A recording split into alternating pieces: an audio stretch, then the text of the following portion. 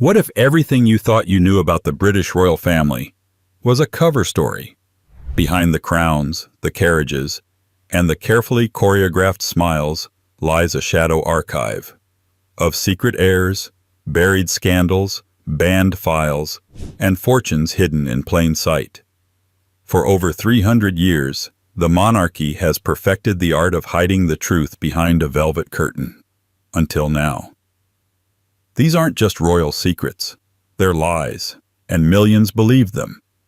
This is the hidden history they never wanted you to see. 33 of the biggest royal cover-ups finally brought into the light. Before we dive in, if you love peeling back royal facades and digging into the stories they never teach in school, subscribe for more history's hidden chapters. While you're here, drop a comment. Where in the world are you watching from, and what time is it right now? Midnight in Manchester? Sunrise in Singapore? I want to know who's staying up late with royal secrets. 1. The warming pan baby. Lie. It begins with a fireplace, or more precisely, a copper warming pan, the kind used to take the chill off a royal bed in the dead of an English winter. According to the most persistent lie in British royal history, one cold December night in 1688, a baby wasn't born, but smuggled in, hidden inside one of these pans, spirited into the Queen's bedchamber, and presented as the legitimate Catholic heir to the English throne. The story was fiction, a dark fairy tale told by Protestant nobles desperate to unseat James II. But here's where it gets interesting. The lie didn't die with James. It metastasized. After the Glorious Revolution, William and Mary took the throne. Then came Anne, then the Hanoverians, German imports with weak claims but excellent Protestant credentials. By 1707, the Act of Union was done and dusted. The British Crown had a new mission, constructing a stable national myth, and part of that myth was pretending that James Francis Edward, the so-called Old Pretender, had never actually been born. According to this state-sponsored delusion, he was an imposter, a plant, an Italian infant lowered into the royal bed via a fake warming pan like some conspiratorial stagehand. There were dozens of eyewitnesses in the birthing room, a crowd of high-ranking Protestant nobles, servants, midwives. All of them testified that they'd seen the birth with their own eyes. Didn't matter. The narrative had momentum. The pan baby theory stuck because it was too useful, not just in 1688, but for the next 150 years. Every time a Jacobite uprising stirred, every time a Stuart heir emerged from exile to make a claim, the lie was dusted off and rolled out again. Even George III, over a century later, was still invoking the myth, citing it in letters and speeches to justify the Hanoverian succession. State-backed pamphlets referred to James Francis Edward as the warming pan brat. It wasn't until the late 19th century that mainstream historians finally admitted the obvious. The warming pan baby story was a strategic hallucination, kept alive for political convenience. And yet, think about it, a baby, a pan, a bedchamber. That's all it took to delegitimize an entire bloodline. In the end, the cover-up wasn't about concealing a false birth. It was about concealing a real one, and the terrifying possibility that the rightful heir had been systematically erased from history by a propaganda campaign that outlived him.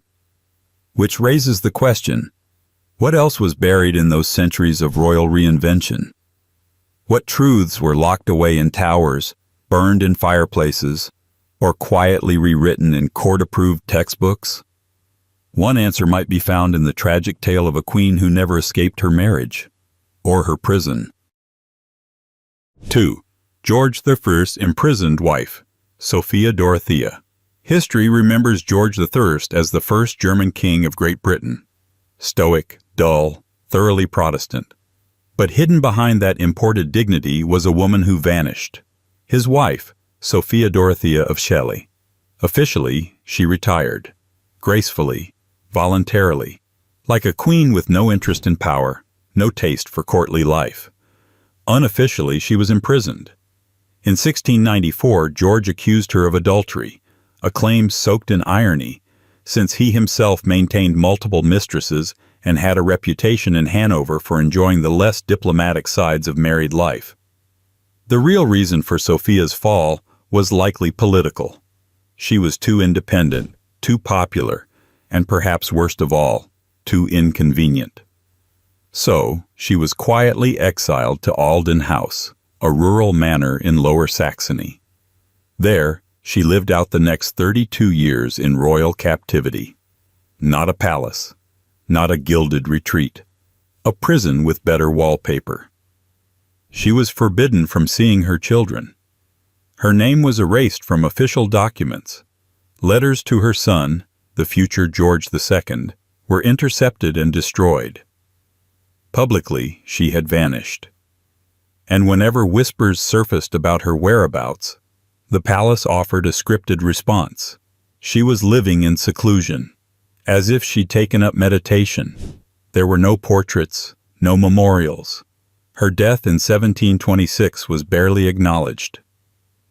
George I refused to attend her funeral, even though she had technically died still married to him. Instead, he had her body buried in secret, her legacy reduced to a footnote. The British public never knew she had been held for 3 decades without trial, a ghost queen haunting the margins of royal history. Only much later, through the recovery of personal letters, estate records, and Hanoverian court gossip, did the truth seep out. A woman silenced, not for infidelity, but for disobedience. She had wanted a divorce. She had demanded dignity. Instead, she got a lifelong sentence of quiet humiliation. And still, the British monarchy kept the lie going. Even after George I was long dead, historians were fed the official narrative. Romanticized biographies cast her as an ill wife, not an imprisoned one. Her children were told she was unfit. The memory of her was scrubbed so thoroughly, it took generations to reconstruct even the outline of her existence. So why did this cover-up last so long? Because it wasn't just about a marriage. It was about control, image, the illusion of a moral monarchy. And that illusion could not tolerate a queen who had broken the rules, or worse, exposed them. But Sophia Dorothea wasn't the only royal whose sins, or survival, had to be hidden under layers of polite fiction. Just ask her son, the one who inherited the throne and perfected the art of keeping secrets in plain sight. 2 cover-ups in, and we've barely scratched the gold-plated surface. If you're into untold royal history, hit that subscribe button. It helps more than you think. And while we're peeling back centuries of secrets, tell me in the comments, where are you listening from and what time is it right now? Are you night-scrolling in New York or mid-commute in Cape Town? Let's see who else is unraveling the monarchy in real time. 3. George II's Secret Mistress Network. George II is often portrayed as the most boring of the Hanoverians, which is saying something.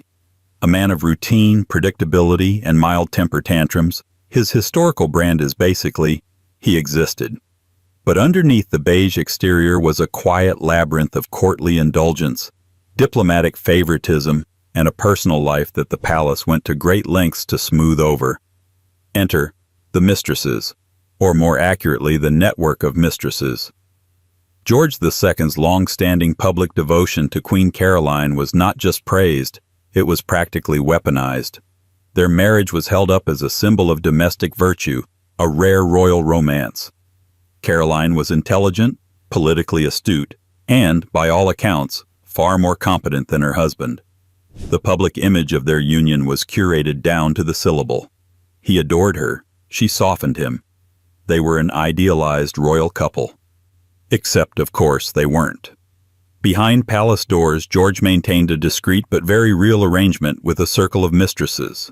Not the flamboyant favorites of Louis XIV, but rather a subdued, bureaucratically managed affair structure. It was the monarchy's own HR-compliant adultery system.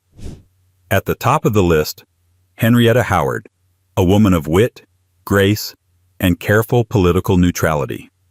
She lived in her own apartments, maintained official status as a lady of the bedchamber to Queen Caroline, awkward, and was largely tolerated because she didn't cause trouble. And that was the key to the entire operation. No scandal.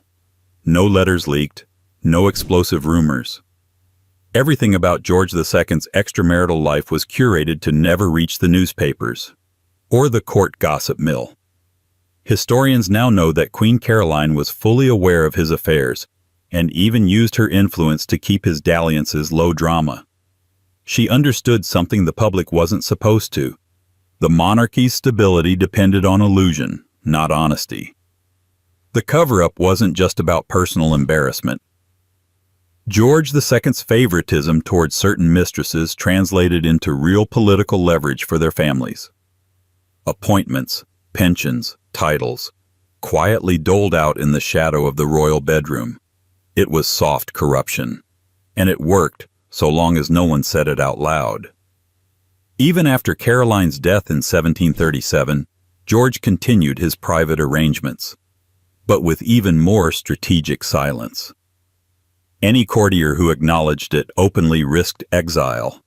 Letters discussing his personal life were censored.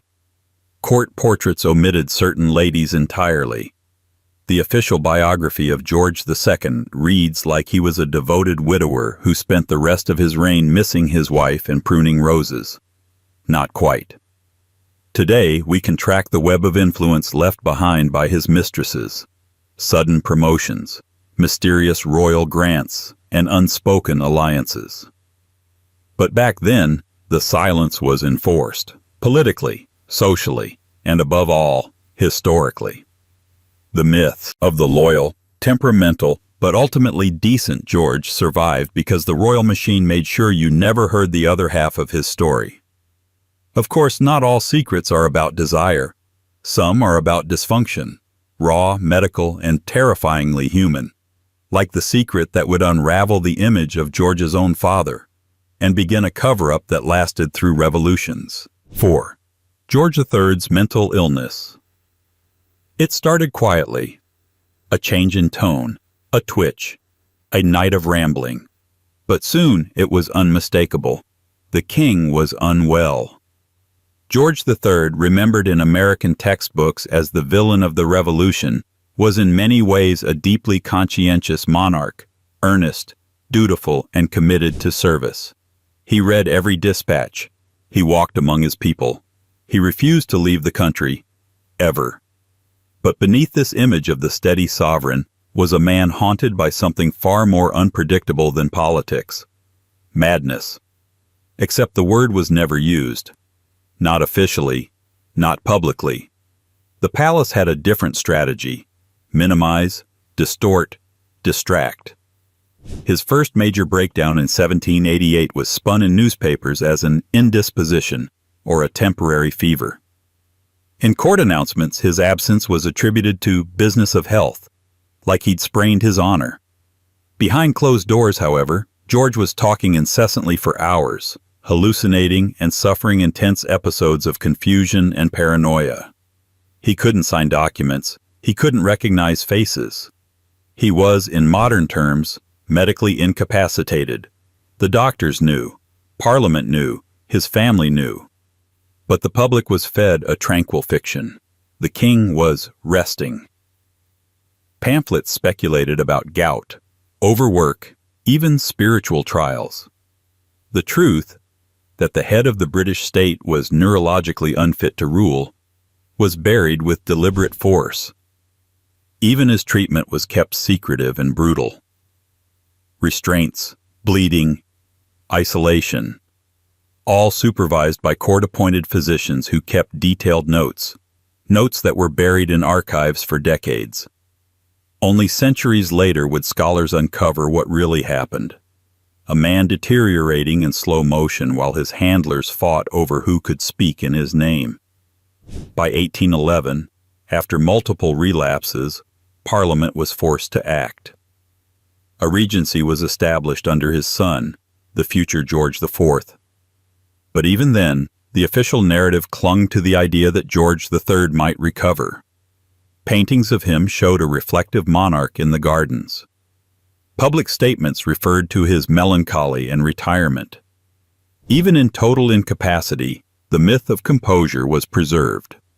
Medical historians now believe George suffered from porphyria, a rare genetic disorder that affects the nervous system. Others argue it may have been bipolar disorder or a combination of both. But in the 18th century, those words didn't exist. And neither did the space to admit that a divine right king could be mentally ill. So why the cover-up? Because a mad king undermined the very idea of monarchy. If the sovereign could lose control of his mind, then the entire system, based on blood, inheritance, and unbroken divine legitimacy, started to look fragile, human, vulnerable, and that couldn't be allowed. George III was not the only royal whose medical reality was rewritten, but his case set the precedent, a dangerous one where illness was not treated, but hidden, not healed, but disguised. A pattern the crown would repeat for generations, especially when the condition was fatal, and the cause of death was just too inconvenient to admit. 5. George IV's illegal Catholic marriage to Maria Fitzherbert. George IV, the Prince Regent who eventually became king, was a walking contradiction in a powdered wig, vain and extravagant, yet perpetually broke, addicted to pageantry, yet allergic to responsibility.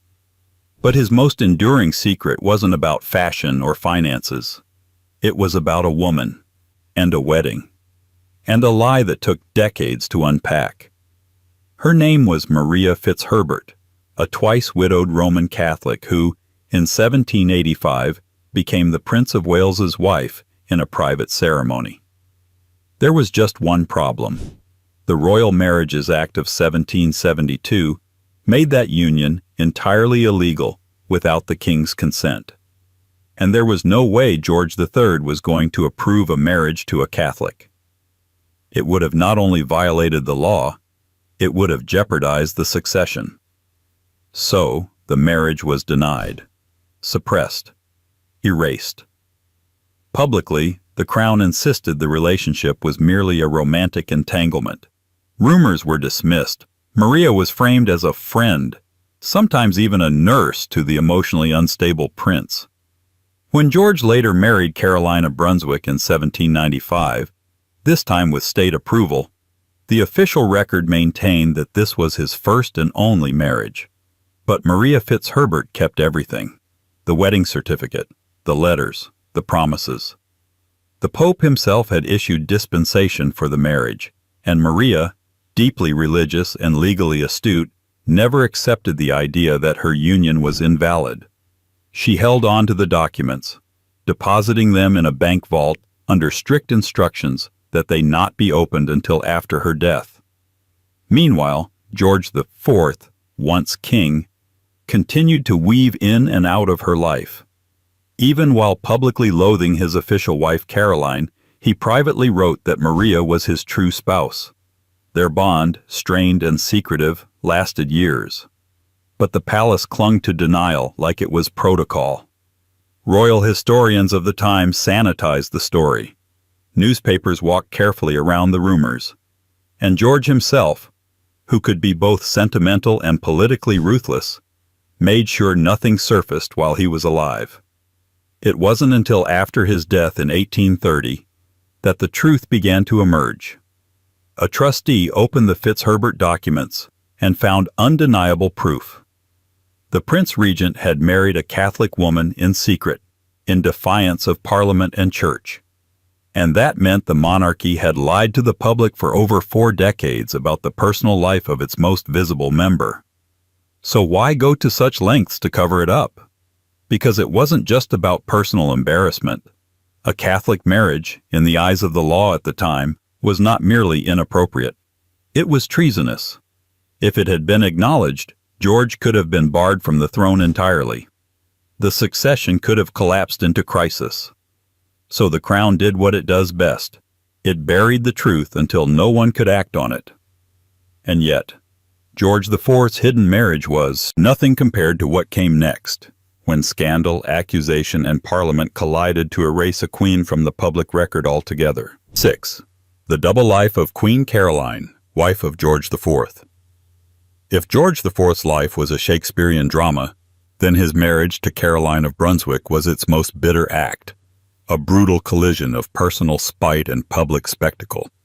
But perhaps the most extraordinary part of their story is what the British people were not told: the extent to which their government, their press, and their monarch colluded to erase her from the national conscience. Caroline was loud, uncouth, politically awkward, and wildly popular with the public. George, by contrast, was overdressed, overspent, and underloved. They despised each other from the moment they met, a union arranged solely to produce an heir and stabilize the monarchy's finances. Within a year of their wedding, they had separated.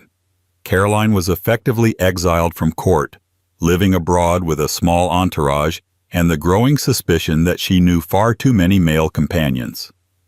That's when the campaign began. As Prince Regent and later King, George launched a calculated effort to destroy Caroline's reputation. He ordered secret investigations into her conduct, resulting in the infamous Milan Commission, a shadowy operation designed to gather evidence of adultery, or failing that, anything embarrassing enough to weaponize. The result was a stack of salacious testimonies, questionable witnesses, and strategically vague allegations. But rather than charge her quietly, George and his ministers made the spectacle public. In 1820, just weeks before his coronation, they introduced the Pains and Penalties Bill to Parliament, a legislative sledgehammer that would strip Caroline of her title and bar her from becoming queen on the grounds of infidelity. It backfired spectacularly. The trial became a media circus. Caroline returned to Britain to defend herself and was met by massive public support. Crowds cheered her. Pamphlets mocked George. Artists depicted her as a wronged woman, persecuted by a petty tyrant. In pubs and theaters across England, people rooted for Caroline, not because they believed she was saintly, but because they knew the system was corrupt. The bill was eventually withdrawn due to overwhelming public opposition. But the damage was done, not to Caroline, but to the monarchy's credibility. So, the palace pivoted. It didn't try to jail her. It didn't try to kill her. It simply silenced her. Caroline was barred from George IV's coronation. She was refused entry at the Abbey. She died the following year under dubious circumstances, and her funeral was disrupted by state interference. Her memory was quietly scrubbed from official accounts. School books and royal histories reduced her to a footnote. The narrative became difficult woman, unloved queen, irrelevant episode. But the truth, buried in letters, court records, and furious newspaper columns, told a different story. Caroline had nearly shattered the illusion of moral monarchy by simply refusing to be erased. And if that wasn't threatening enough, her story overlapped with something even more fragile. A genetic time bomb hiding in the bloodstream of the most powerful woman in British history. 7. Queen Victoria's carrier status of hemophilia. For all her iron will and cult-like public image, Queen Victoria had one flaw that couldn't be hidden with stately portraits or somber black lace. It wasn't a scandal of politics, religion, or reputation. It was genetic. Small, invisible, and quietly catastrophic. Victoria was a carrier of hemophilia, the so-called royal disease that would ripple through Europe's monarchies like a hereditary ghost. But for over half a century, the British royal family refused to acknowledge it. The palace insisted on silence. The public was told the occasional fragile prince had accidents. They were delicate, unwell, or taken too soon. Never once was the word hemophilia spoken aloud in connection to the British crown during Victoria's lifetime. The lie wasn't in what they said, it was in what they deliberately didn't. It's likely that Victoria herself never fully understood the medical implications of her carrier status. She had 9 children, several of whom inherited the gene or passed it down to their own descendants. Most famously, her son Leopold was severely afflicted, more on him soon, and 3 of her daughters unknowingly exported the disease into the royal families of Germany, Russia, and Spain. Suddenly, princes across Europe were bleeding to death from minor injuries and unable to produce heirs. In an age when monarchy still clung to the illusion of divine right and perfect bloodlines, this was a PR apocalypse waiting to happen. So, they buried it. Medical reports were locked away. Diagnoses were obscured with euphemisms. And all the while, the idea of Victoria as the ultimate grandmother of Europe was polished to a blinding shine. She was painted as the moral cornerstone of an empire. Firm, fertile, and full of queenly dignity. Never mind that her DNA had unleashed a slow-burning genetic crisis among her grandchildren. By the early 20th century, as science advanced and the pattern became undeniable, historians started to connect the dots. But even then, royal biographers treaded lightly. The palace still refused to issue any official comment on the hemophilia link, and some family trees were quietly edited to downplay afflicted branches. In some cases, royal names simply disappeared from official narratives, reduced to minor cousins or foreign relations. It wasn't until long after Victoria's death that the full truth emerged, confirmed through genetic analysis and irrefutable bloodlines. Victoria had been the original carrier in the royal network, the unlikely matriarch of a medical mystery that ended in multiple dynastic collapses. Her grandson, Tsarevich Alexei of Russia, would be the most famous victim, his illness accelerating the fall of the Romanovs. And still, the British press rarely connected the dots back to her. Because to admit that the mother of the empire had unwittingly passed on a royal curse, that would mean admitting that even a queen could carry something deadly and silent in her blood, and never know. But Victoria's genetic secret was only one of many truths shrouded in euphemism. Her beloved Albert would suffer a fate just as carefully obscured, not by inheritance, but by the desperate need to preserve a legend. 8. Prince Albert's real cause of death. Queen Victoria said it was typhoid. In fact, she insisted on it, repeatedly, publicly, and with deep, performative grief. According to the official line, Prince Albert died in December 1861 from a sudden and tragic bout of the fever, likely contracted while heroically working through official duties in the damp British winter. It was tidy, tragic, and suitably romantic.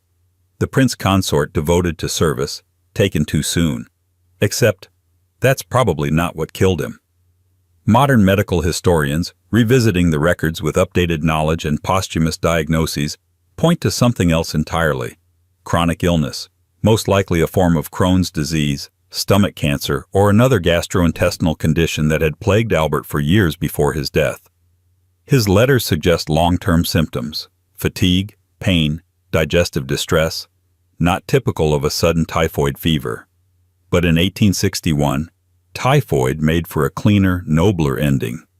The real story was, frankly, too messy, and it was buried. Victoria had powerful reasons to uphold the typhoid narrative. Politically, it shielded Albert from accusations of weakness or decline. Symbolically, it cast him as a tragic hero, a martyr to his duties, a man brought down not by his own body, but by overwork in service of the empire. Victoria built her entire post-Albert identity on this version of the story. The mourning widow, draped in black, spiritually married to a man who had become more saint than spouse. To question the official cause of death was to question her grief and her power. Even as medical understanding improved in the late 19th century, the palace refused to revisit the issue. Biographers who suggested alternative causes were shunned or edited. Access to letters and diaries was restricted. The mythology of Prince Albert as noble, vigorous, and healthy remained untouched for decades. Meanwhile, the signs were all there. Albert had been chronically ill for months, possibly years, before his death. His declining health was evident to those closest to him, including his physicians, who quietly wrote of his deteriorating condition but never contradicted the public diagnosis. It wasn't until private papers were released in the 20th century that researchers began to realize the official story simply didn't hold up. So why maintain the fiction? Because Albert had been the monarchy's great moral invention, the intellectual partner to Victoria, the architect of modern royal respectability. If he'd died from a long-term, poorly understood illness, the image of him as the tireless moral compass of the monarchy would have cracked. The narrative mattered more than the truth. And when you're crafting a legacy, especially one that props up an empire, sometimes it's easier to lie about a man's death than to admit he was dying all along. But illness wasn't the only thing the palace was hiding. Sometimes the problem wasn't who died, it was who lived and who wasn't supposed to. 9. The Secret Life and Death of Prince Leopold, Duke of Albany. Prince Leopold was Queen Victoria's youngest son, her darling boy, born in 1853 with a fragile constitution and a gentle manner. To the public, he was a slightly sickly but well-loved royal, a scholarly, sensitive prince who took after his father's intellect and his mother's emotional depth. But there was something else, something unspoken, that shadowed him from birth to early death. He was a royal with a secret illness. That illness was hemophilia, the same inherited disorder that would silently plague generations of Victoria's descendants. But when it came to Leopold, the crown did everything it could to bury the diagnosis. In official statements, he was merely delicate. Reports of his injuries, often the result of minor bumps or falls, were sanitized into vague accidents. His inability to participate in the usual military roles expected of royal sons was explained away with a cocktail of euphemisms, a constitutional weakness, a nervous complaint, or a need for rest. What the public didn't know was that Leopold's blood simply wouldn't clot. A scraped knee could mean weeks of agony. A fall could be life-threatening.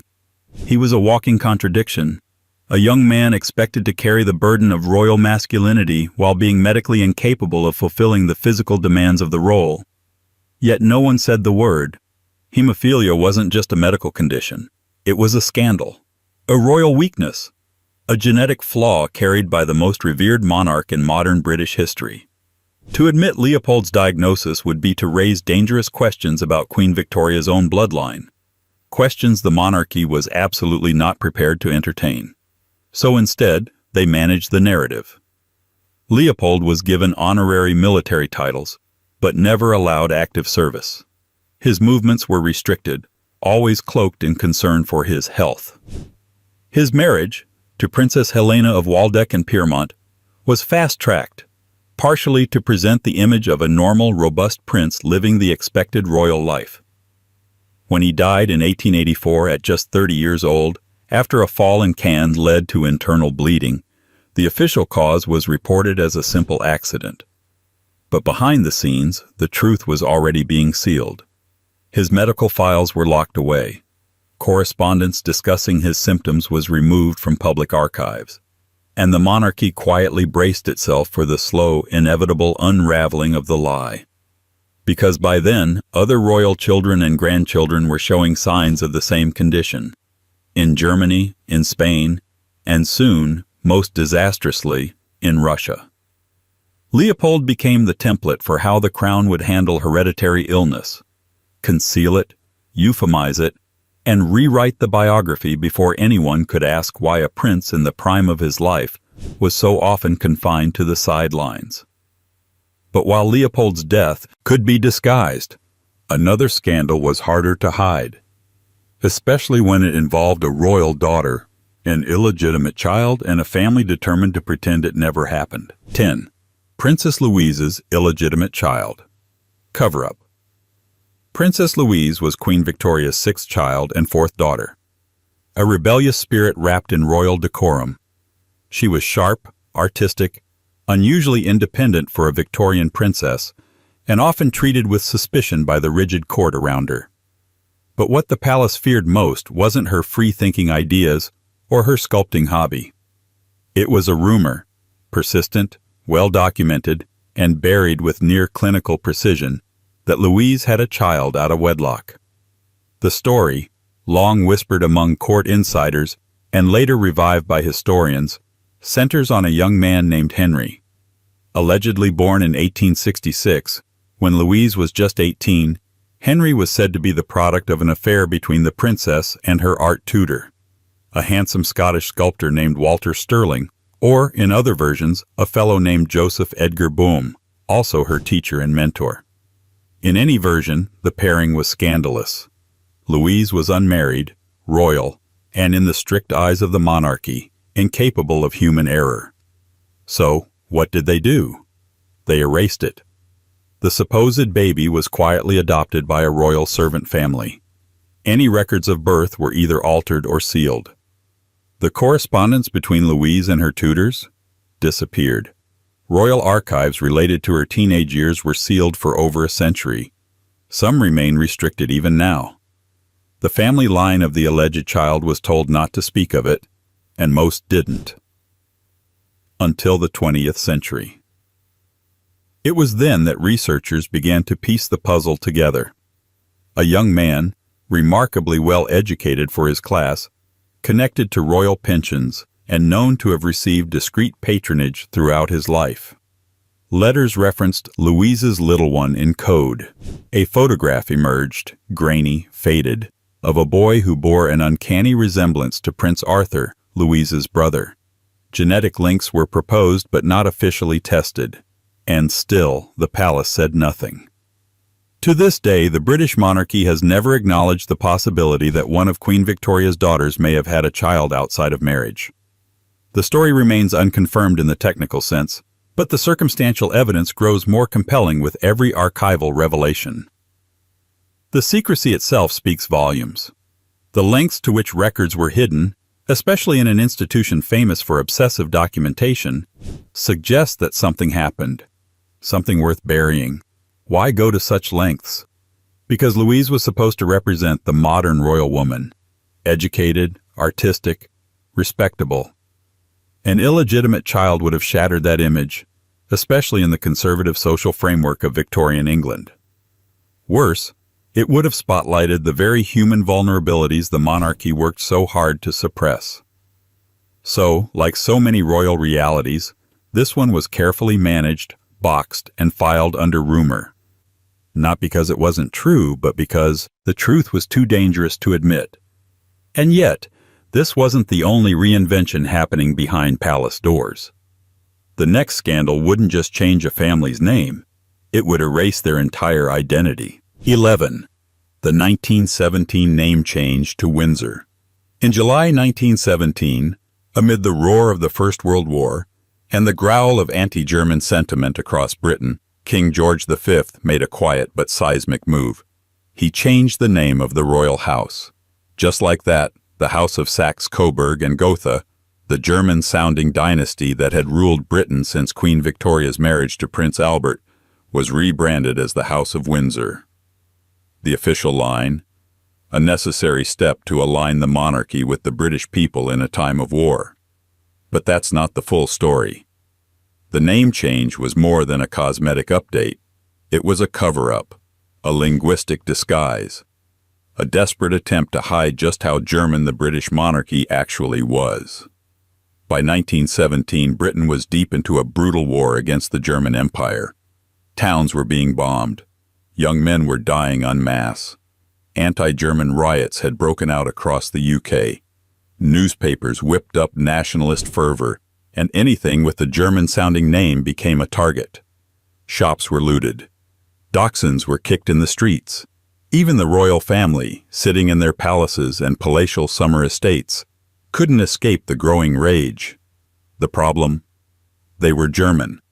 Not vaguely, distantly, or ambiguously, but deeply, bureaucratically, and embarrassingly German. George V's family tree read like a who's who of continental nobility. His mother was Danish, his wife was a German princess, and his cousins sat on the thrones of Germany and Russia.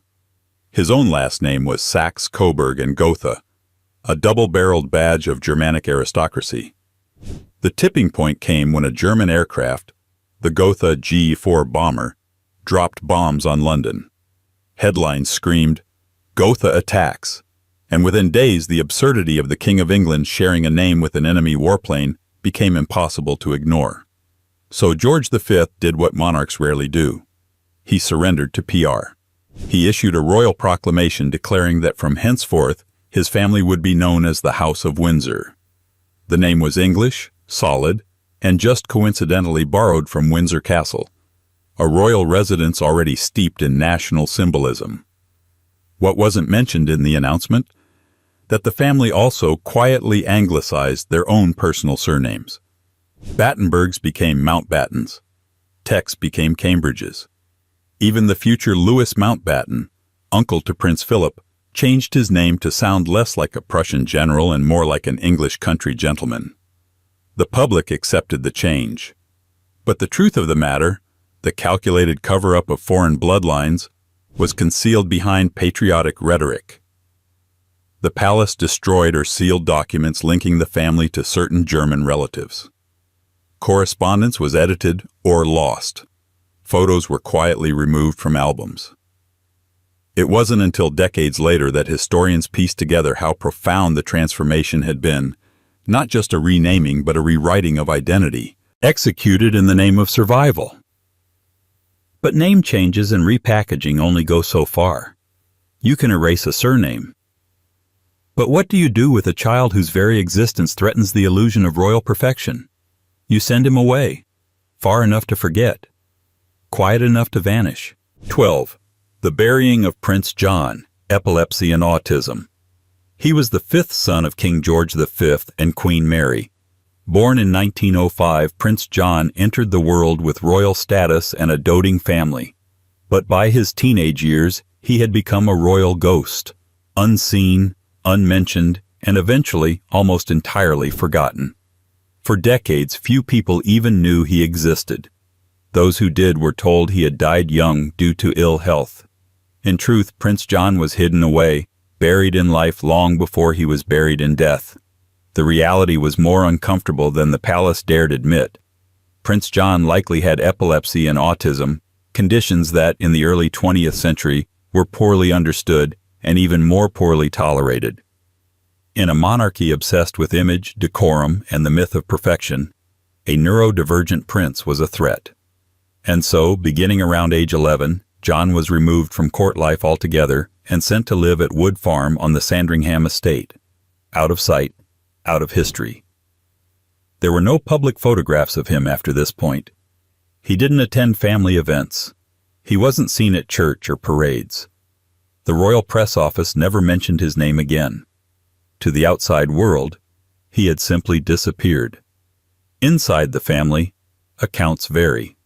Some relatives wrote fondly of John, describing him as sweet-natured, energetic, and fond of practical jokes.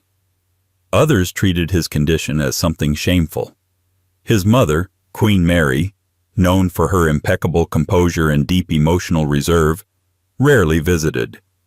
His father, King George V, referred to him as more of an animal than anything else, in at least one private remark later exposed by historians.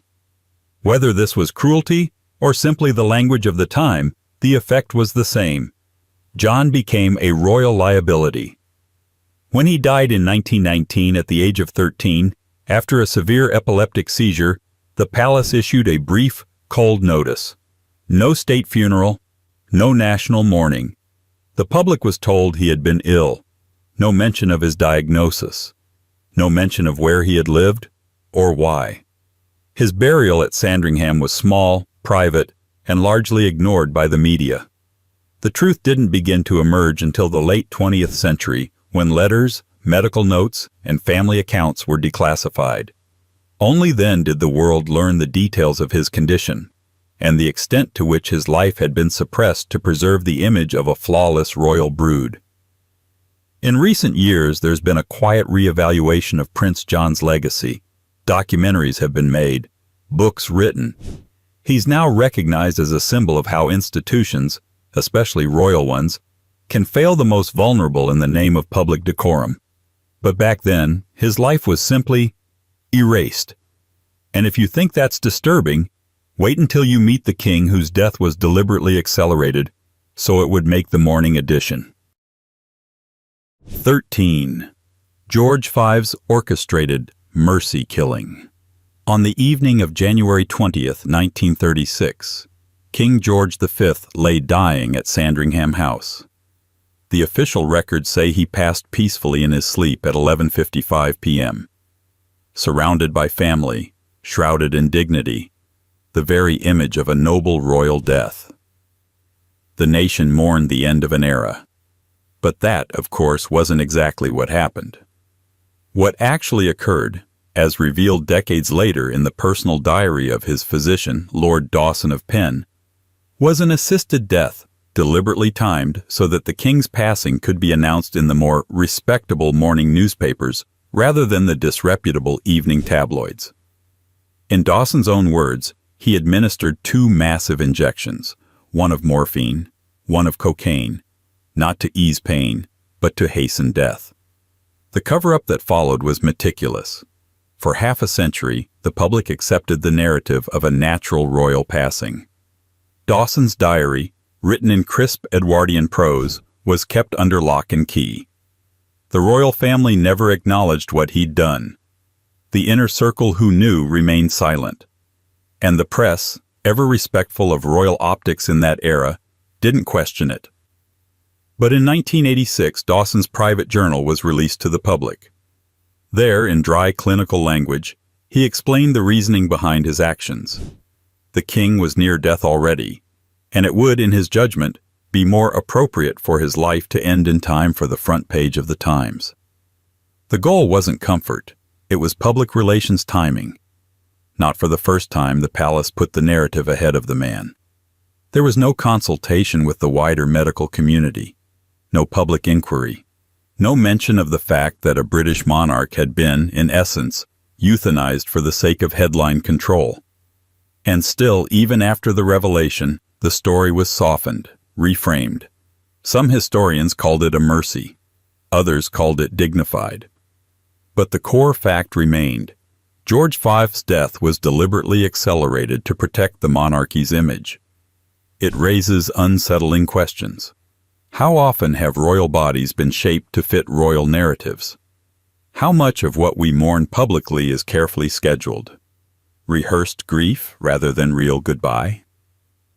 Dawson's act, for all its calm precision, draws a line between monarchy as a human institution and monarchy as stagecraft. When the show must go on, even death becomes a scene direction.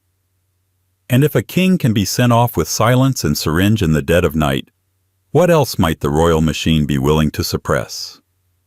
As it turns out, quite a bit, including the existence of 2 royal relatives who were quite literally written off as dead while they were very much still alive. 14. Nerissa and Catherine Bowes-Lyon institutionalization. In the quiet corridors of the Royal Earlswood Hospital in Surrey, 2 women lived and died in near-total obscurity. They were not ordinary patients. They were Nerissa and Catherine Bowes-Lyon, nieces of Queen Elizabeth, the Queen Mother, first cousins to Queen Elizabeth II herself, and for most of their adult lives, the British royal family pretended they did not exist. Born in 1919 and 1926 respectively, the sisters were developmentally disabled, with cognitive impairments diagnosed early in life. As young girls, they were quietly moved out of the public eye, first to private care, then eventually to a state-run institution. By the early 1940s, both had been placed in Earlswood, where they would remain for decades. The official record, or rather, the royal version of it, claimed they were dead. Literally. In the 1963 edition of Burke's Peerage, the authoritative guide to aristocratic genealogy, Nerissa and Catherine were both listed as deceased. Not misplaced, not unwell. Dead. The lie held for over 30 years. No royal family member is known to have visited them regularly. Their existence was not publicly acknowledged. Their care was not publicly funded by the palace, though reports indicate they survived on modest allowances from a family trust. At Earlswood, the sisters lived in modest conditions. Hospital staff were reportedly unaware of their royal lineage for years. The truth began to unravel in the early 1980s when a Daily Express journalist stumbled upon their names in hospital records and matched them to the royal family tree. The revelation was shocking. 2 royal cousins, alive and institutionalized, while the monarchy claimed they were long dead. The timing was grimly ironic. This was the same period when Princess Diana was being praised for breaking stigma around disability and illness. Behind the scenes, the palace had erased its own blood. When the story broke in 1987, public reaction was swift and uncomfortable. There were no press conferences, no apologies, just vague statements of sympathy and privacy. Royal spokespeople maintained that the Queen Mother had believed the sisters were properly cared for, and that any listing of their deaths in Berks was an error. An error that lasted decades. An error printed and republished. An error in duplicate. To this day, the depth of the cover-up remains murky. Who made the decision to list them as dead? Why wasn't the truth corrected? Why did no senior royals, not even those with extensive charitable portfolios in healthcare, acknowledge their existence? Nerissa died in 1986, buried in a grave marked with plastic and tape. Catherine lived until 2014. She died in obscurity, long after the cameras had moved on.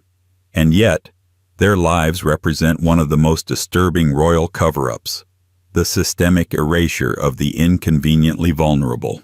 It wasn't the first time the monarchy rewrote its own family tree, and it certainly wasn't the last. Next came a story even more dangerous to national memory.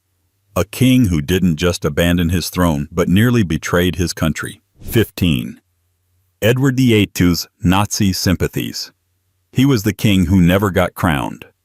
The man who gave up the throne for love, as the legend goes.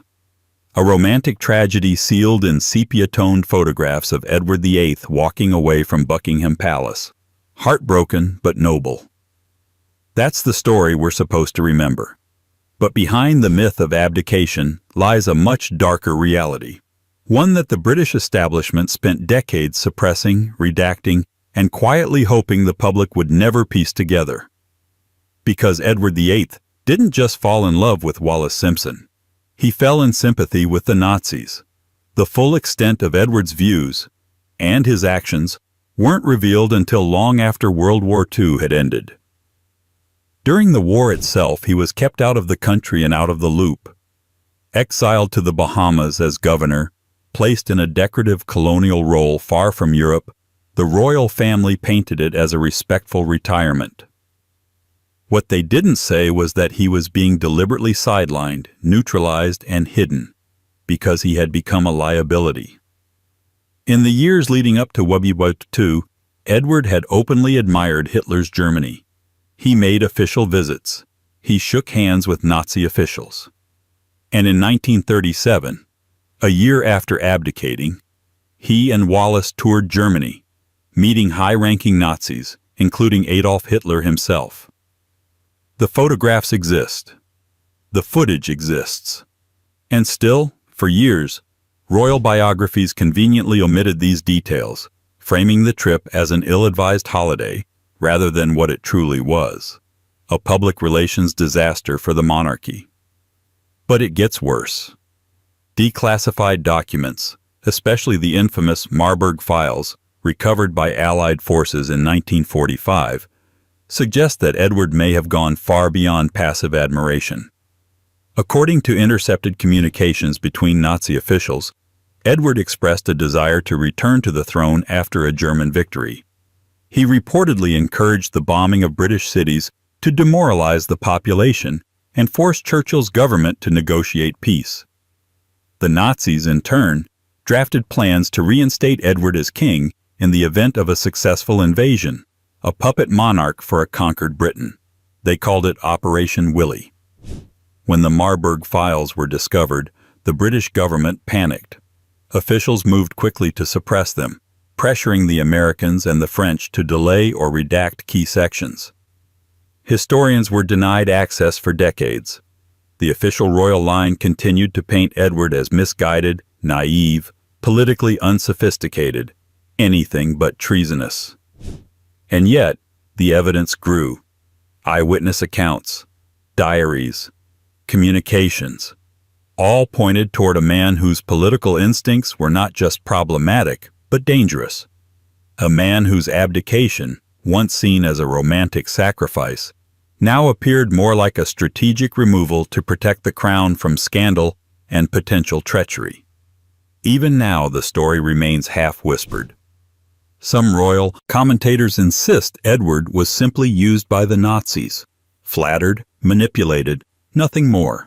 But the fact remains, while Britain prepared for war, its former king was flirting with fascism. And the only thing more shocking than his sympathies was how long the truth stayed buried. But the cover-up didn't stop there. Because Edward wasn't the only one hiding dangerous associations. His wife, Wallis Simpson, the American divorcee who became Duchess of Windsor, had secrets of her own, and the Crown made sure they stayed that way. 16. Secret surveillance and files on Wallis Simpson. Wallis Simpson was many things: socialite, divorcee, Duchess of Windsor. But above all, she was a problem. Not just for the British royal family, but for the intelligence community, the press, and the monarchy's entire myth-making machinery. From the moment her relationship with Edward VIII began to gain traction, Wallis was seen not as a woman, but as a threat that needed managing. Officially, the story was always simple. The British establishment objected to Wallis on moral and religious grounds. Twice divorced, American, and outside the accepted mold of royal consorts, she was declared unsuitable for marriage to the king. That line was easy to sell. It framed Edward's abdication as tragic and noble. It made the royal family look principled. But it also did something else. It buried the deeper reasons they feared her. Because Wallis Simpson wasn't just a controversial figure. She was a person of interest, one whose personal life, movements, correspondence, and social circle were being monitored long before the abdication crisis exploded. By the mid-1930s, both MI5 and their overseas allies, especially French and American intelligence services, had active files on Wallis. These weren't just passive records of public gossip. They included intercepted communications, informant reports, and quiet surveillance logs. The content was deeply alarming to the British government and deeply inconvenient to the royal narrative. Allegedly, Wallis had close personal ties with several Nazi officials. There were persistent claims, never fully confirmed but never convincingly refuted, that she had engaged in at least one affair with a senior German diplomat in the 1930s. Her social circle included powerful individuals from across the political spectrum, some of whom were under investigation themselves. And yet, when Edward's relationship with her reached crisis point, the British press held its tongue.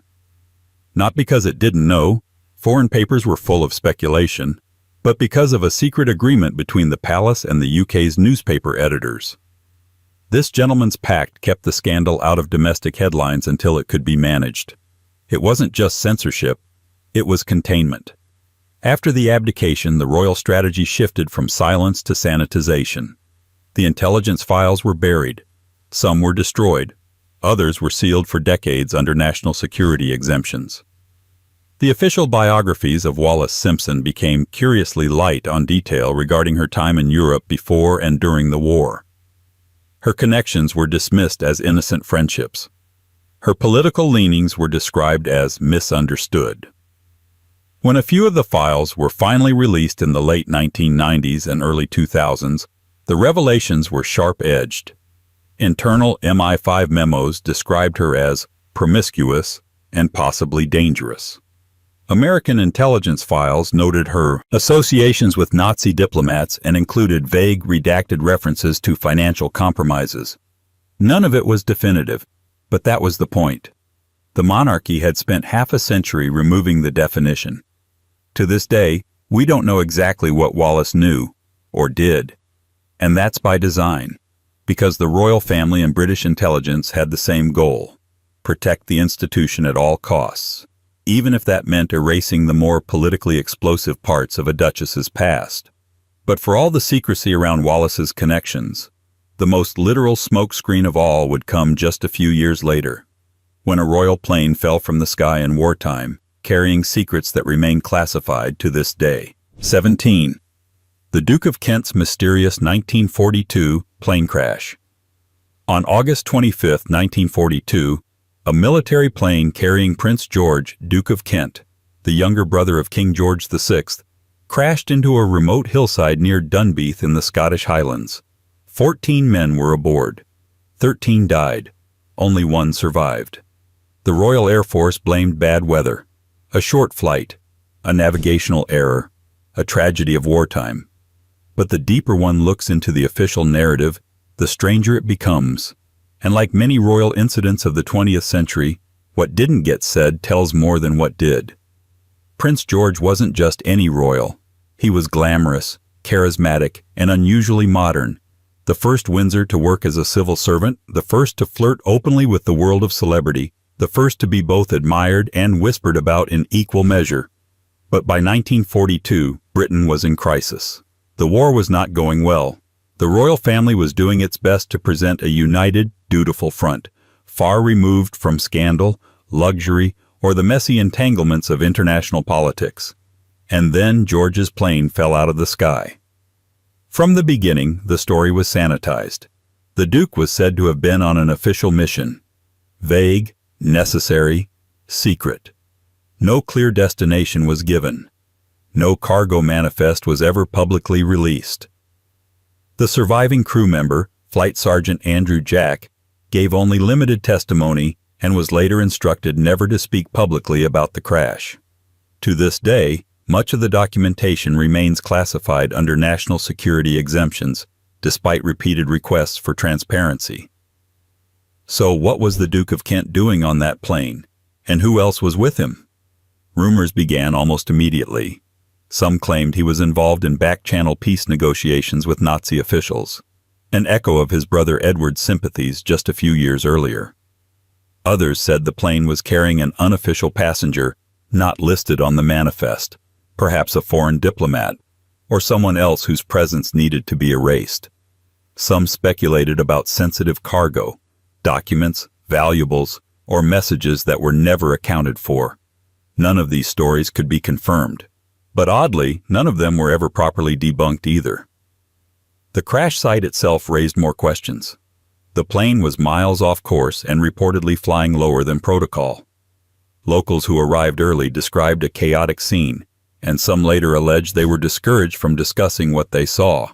One early report even suggested that George had been found at the controls, a strange detail given that he wasn't a pilot and that there were trained RAF men aboard. Even stranger was how quickly the entire event was packaged and buried. A subdued funeral. No inquest. A brief statement from Buckingham Palace. And then, silence. For decades. The royal archives on the Duke of Kent remain largely sealed, and historians who've attempted to dig deeper have hit walls of redacted documents, missing records, and closed-off sources. Why the secrecy? It may be nothing. Or it may be something deeply awkward, a wartime blunder, an unsanctioned negotiation, or even internal dissent within the royal family. Whatever the truth, the one thing that's clear is this: the official story was designed to stop questions, not answer them. But tragedy wasn't limited to the battlefield or the skies. Even within the palace gates, love itself, or the illusion of it, had to be policed, silenced, and when necessary, completely rewritten. Just ask the princess who was forbidden from marrying the man she loved, and whose letters were buried along with the truth. 18. Princess Margaret's forbidden love affair with Peter Townsend.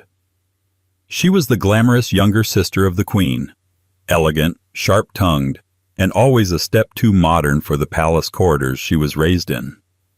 Princess Margaret was the royal family's flare of color in a sea of protocol gray. But in the early 1950s, her reputation collided with a carefully constructed boundary the monarchy had no intention of letting her cross: love. His name was Group Captain Peter Townsend, a decorated war hero, former equerry to King George VI, and a man the British press once described as handsome, in the quietly dangerous way of a fighter pilot. He was everything a young royal might fall for: mature, refined, loyal. But he was also divorced, and that made him untouchable. The romance blossomed quietly, almost tenderly, during a time of immense grief. After the death of her father in 1952, Margaret leaned on Townsend for support. He, in turn, offered stability. But what began as a comfort quickly became something deeper. By the time whispers of their relationship reached the ears of the palace, the couple were in love and discussing marriage. This was unacceptable. Not because he was unworthy, Townsend was widely respected, but because divorce, at that time, remained one of the monarchy's most radioactive taboos. The Church of England, of which Margaret's sister was now the supreme governor, did not permit marriage to a divorced person whose ex-spouse was still living. The monarchy, still reeling from the Edward VIII abdication crisis only 16 years earlier, could not afford another scandal involving love versus duty. So, the palace moved fast. Townsend was reassigned to a diplomatic post in Belgium. Officially, it was a routine career posting. Unofficially, it was banishment. The couple were separated for 2 years, under the guise of giving Margaret time to reflect. In reality, they were buying time for public opinion to shift, or, more cynically, for the affair to cool off under controlled distance. Meanwhile, Margaret was placed under intense pressure, from advisors, church leaders, and even within her own family. Newspapers, tightly leashed by royal influence at the time, reported on her activities with vague neutrality, carefully avoiding any explicit mention of Townsend while allowing readers to read between the lines. Letters between the couple were censored. Meetings were monitored. Every possible route to marriage, civil or ecclesiastical, was explored and quietly shut down. Then, in 1955, Margaret issued a public statement. In clipped, formal language, she announced that she would not marry Peter Townsend. She reaffirmed her loyalty to the church and accepted her duty. The world read it as a decision made with grace. But beneath the surface, it was a heartbreak engineered for national consumption. The royal family never apologized for their role in the separation. Biographies softened the story. Margaret, for the rest of her life, carried the legacy of what might have been. A symbol of love lost not through scandal, but through silent coercion. She later married Anthony Armstrong Jones, in what many called a rebound dressed as a royal event. But the emotional damage lingered, not just for her, but for the public. Because in Margaret's story, people saw a more modern royal, someone who might finally live honestly. And when that possibility was shut down, something colder took its place: the reinforcement of image over intimacy. Of course, the monarchy didn't stop curating appearances there. The next national spectacle would be a carefully choreographed wedding, broadcast across a battered post-war Britain, masking a country on the brink of austerity and a family spinning its fairy tale just a little too hard. 19. Queen Elizabeth's 1947 wedding optics. November 20th, 1947. Britain was barely limping out of the Second World War.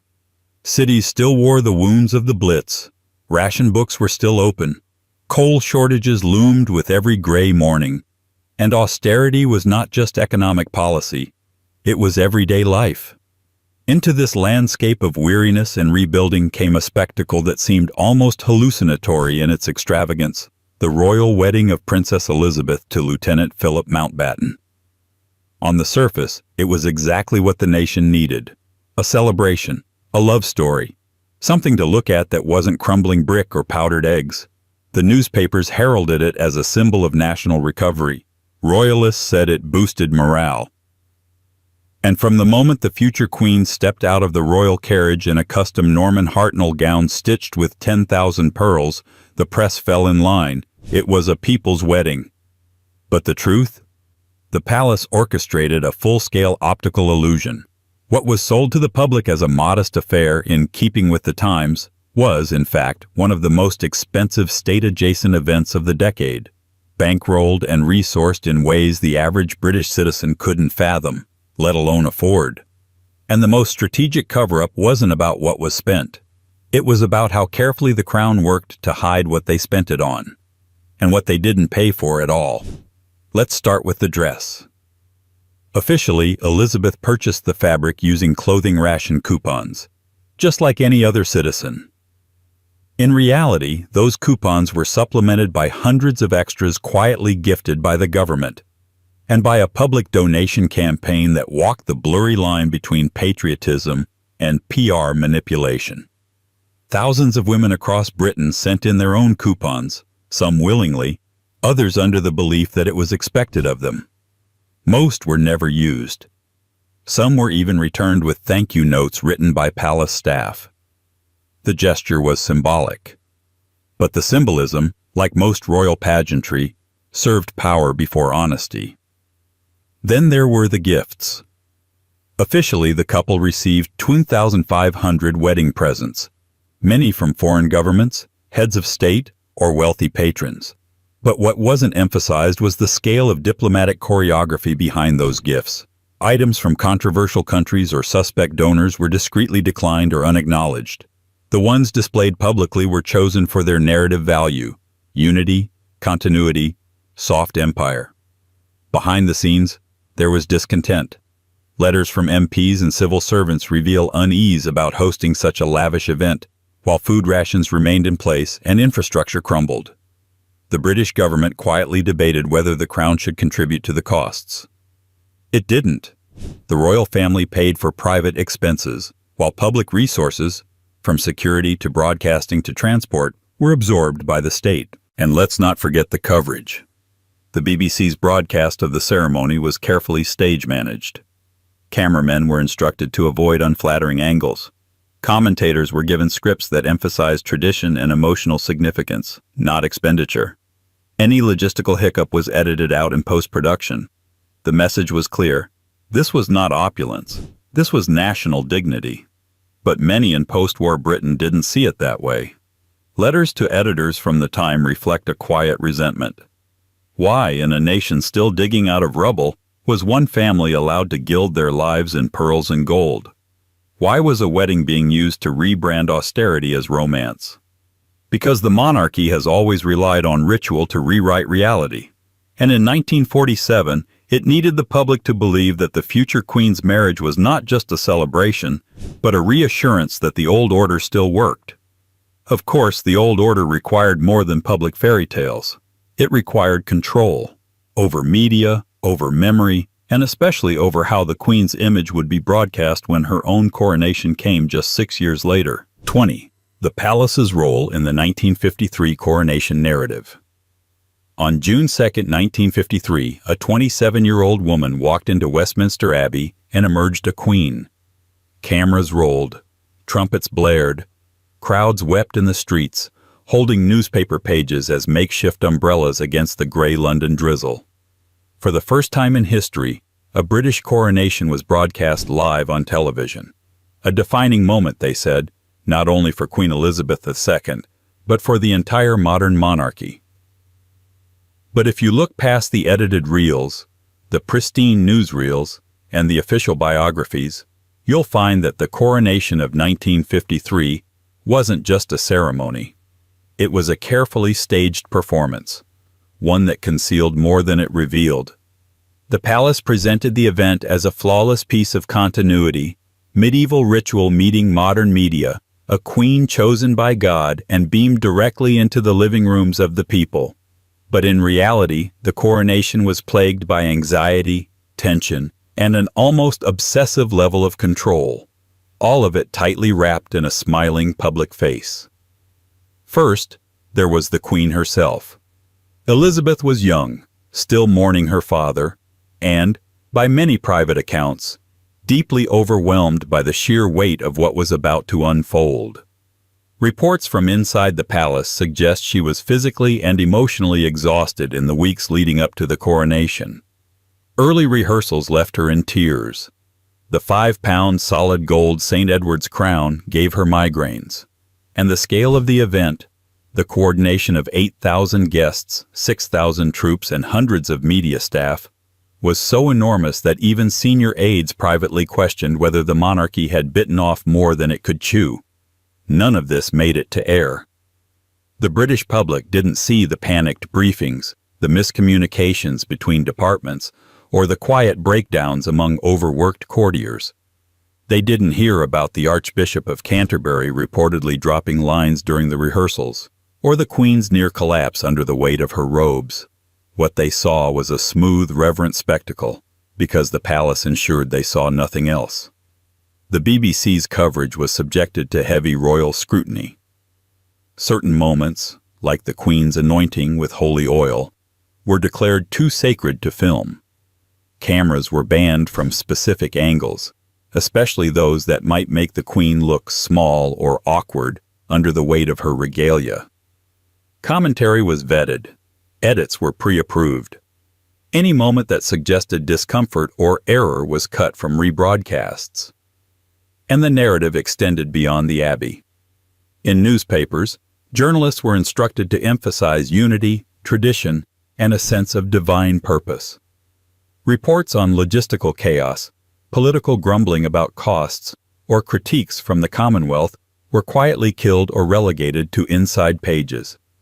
Even the reign, persistent and dreary, was rebranded as a blessing in editorial copy. Why so much? Why, manipulation? Because the coronation was never just about crowning a queen. It was about crowning a narrative. That Britain was still powerful, still orderly, still exceptional. That monarchy, though ancient, could harness modern media and emerge not just relevant, but untouchable. And in many ways, it worked. The coronation cemented Elizabeth's image as serene, composed, divinely chosen. But it also set a precedent. Every future royal moment would now be measured not just in ceremony, but in optics. Authenticity wasn't the goal. Immaculate perception was. And that perception would only grow more selective when it came to the Queen's own family, particularly her husband, whose sisters had quietly vanished from royal photographs, public conversation, and polite company. 21. Prince Philip's sisters erased. When Prince Philip married Princess Elizabeth in 1947, his family presence at the wedding was conspicuously minimal. His mother, Princess Alice, attended, cloaked in gray and serenity, but his 3 surviving sisters were nowhere to be seen. There were no toasts, no mentions, no seats in the Abbey. Officially, they were unavailable. In reality, they were uninvited. The reason?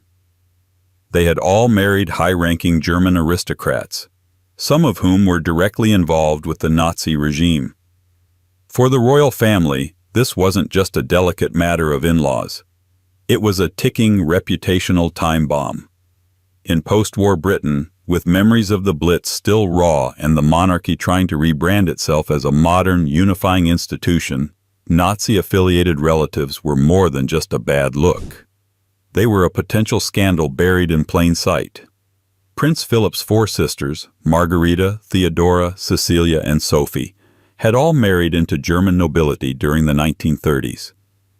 These weren't distant, apolitical marriages to forgotten princes in crumbling castles.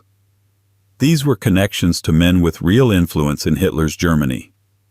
Prince Christoph of Hesse, Sophie's husband, was a high-ranking officer in the SS and worked in Goering's personal staff. Another brother-in-law was a known Nazi party member with ties to the Luftwaffe. Cecilia's story is especially harrowing. She and her husband, Grand Duke George Donatus, both Nazi party members, died in a 1937 plane crash along with 2 of their children, a tragedy so dramatic that it was nearly impossible to erase. And yet, in royal biographies and British media, it was politely ignored or reframed as a remote family misfortune. The politics, The uniforms, the swastikas, omitted. When Philip became engaged to Elizabeth, the palace went into quiet damage control mode. The British public knew little about his family, and that was the way the monarchy wanted it. His German lineage was repackaged as European heritage, and his sisters were scrubbed from the narrative. Their names rarely appeared in press coverage. Photographs of Philip's early years were selectively cropped or discarded. When British newspapers did mention his sisters, it was often in vague terms, with no mention of their husbands' affiliations. Behind closed doors, the situation was tense. Courtiers reportedly debated whether Philip's background might hurt Elizabeth's popularity. Some urged for the marriage to be delayed until more time had passed since the war. Others suggested bringing in publicists to quietly manage the optics. In the end, the wedding went ahead, but with sanitized guest lists and strict media coordination. Even in later decades, when Philip had firmly established himself as consort and public figure, the subject of his sisters remained taboo. Interviews skipped over them. Obituaries referred to them only obliquely. Royal documentaries breezed past their histories as if they were irrelevant footnotes. Only when researchers and biographers dug into foreign archives did the full picture begin to emerge.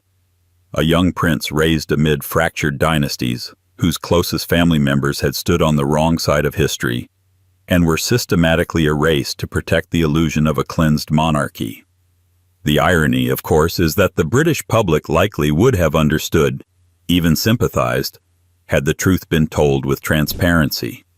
But in the House of Windsor, illusion has always taken precedence over admission, and when the cracks began to show, even in far corners of the empire, the crown's instinct was always the same: deny, deflect, and bury.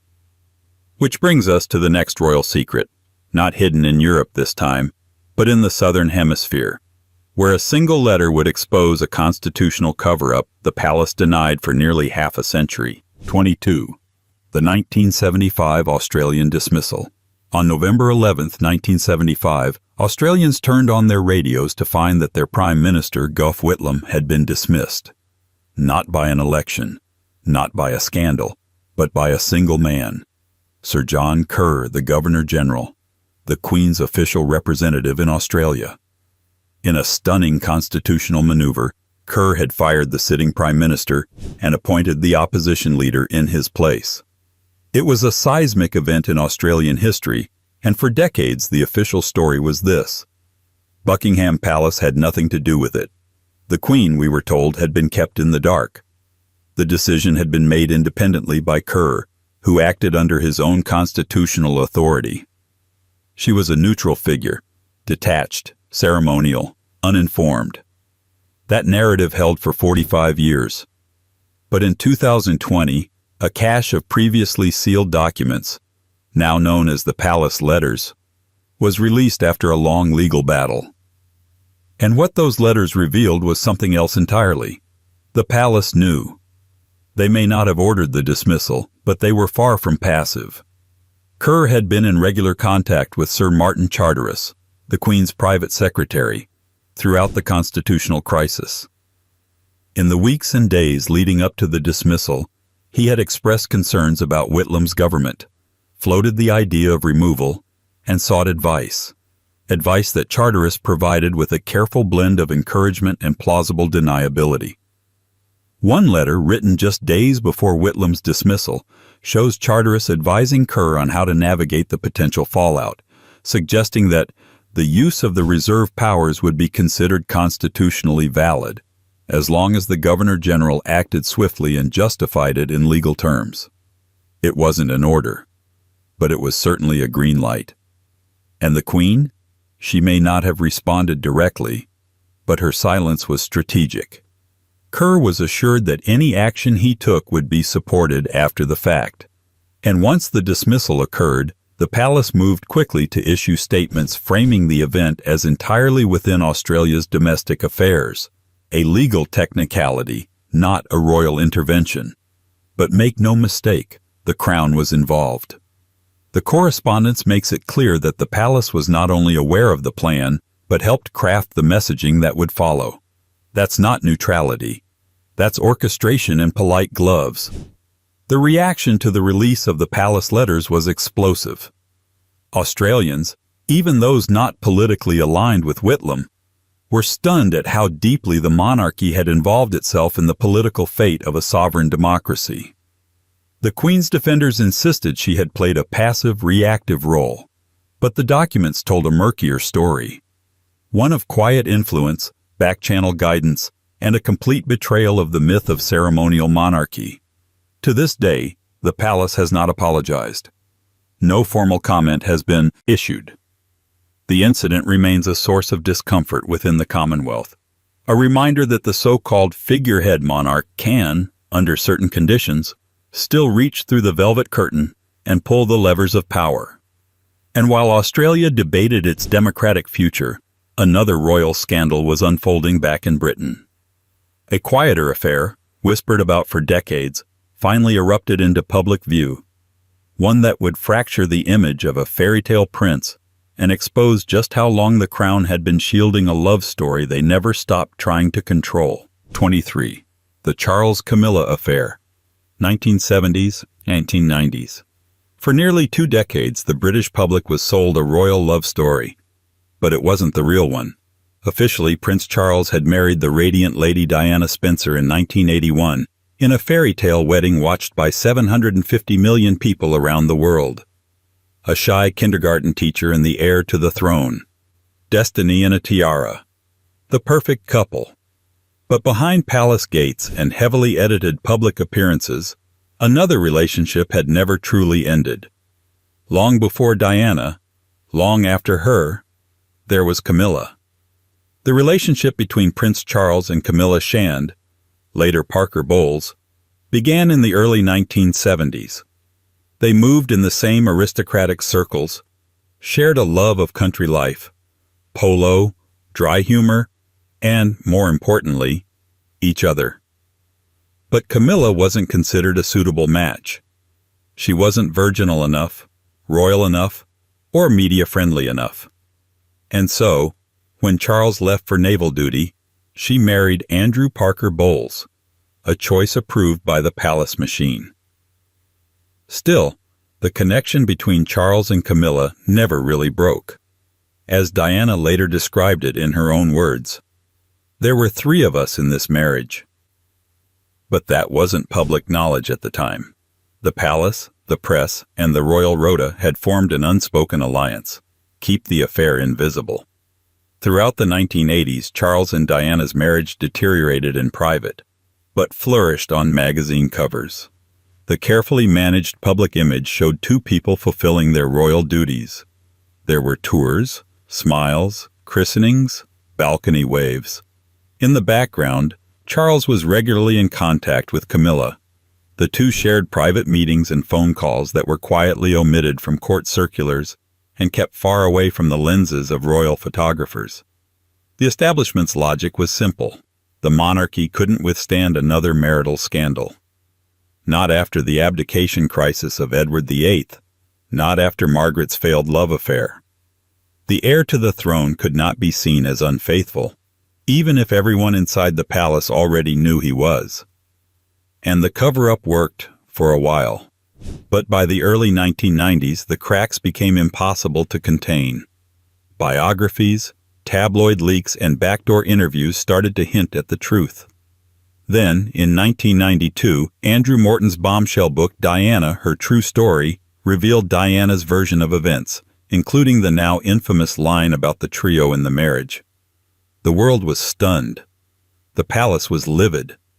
And still, Charles's connection to Camilla was officially downplayed.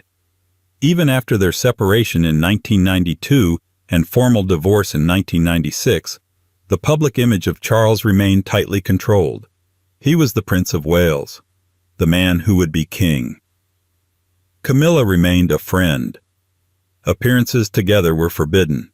She was escorted in separate cars, snuck through side entrances, erased from guest lists, airbrushed from conversation. It wasn't until the 2000s that the relationship was slowly acknowledged. And even then, only after years of rehabilitation campaigns, Charity events, staged photographs, and strategic interviews meant to reframe Camilla not as the other woman, but as Charles's long-suffering soulmate. But in the decades prior, the palace had invested enormous effort in keeping the truth quiet. This wasn't just about protecting reputations. It was about protecting the narrative that the royal family stood for moral leadership, marital duty, and tradition. A narrative that was, by then, already unraveling. And while the Camilla affair played out behind the scenes, the public was being fed a different illusion.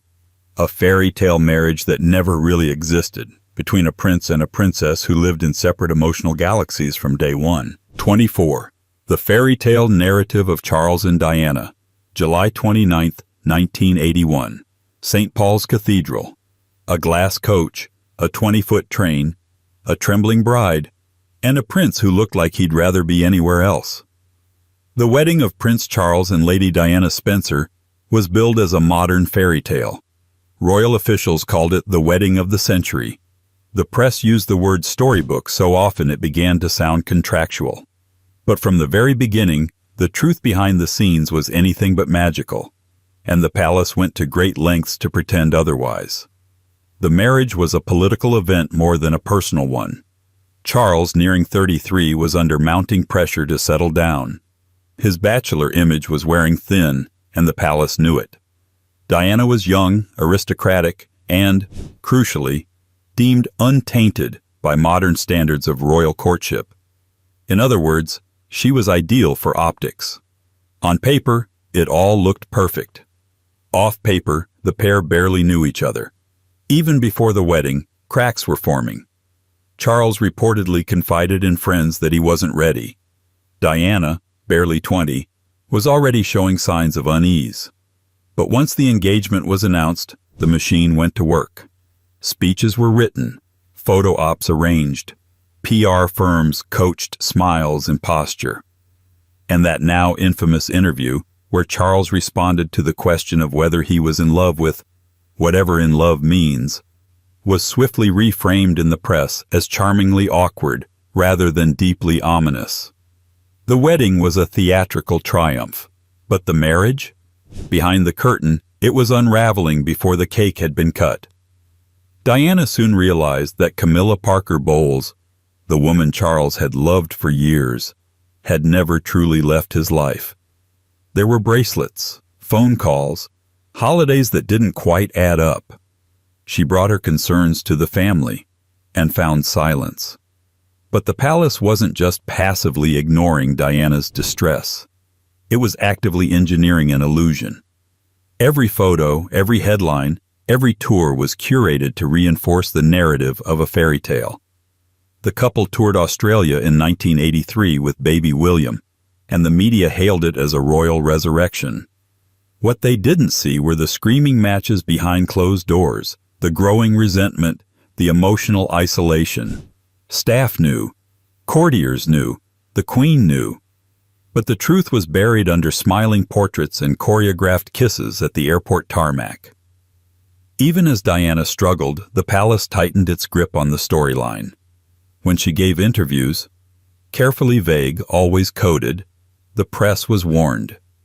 When journalists asked uncomfortable questions, they were discouraged by royal advisors. All while the myth of a royal love story continued to sell newspapers, tea sets, and national unity. The irony, of course, was that Diana's popularity was not a product of the fairy tale, but of its collapse. People related to her vulnerability, her pain, her humanity.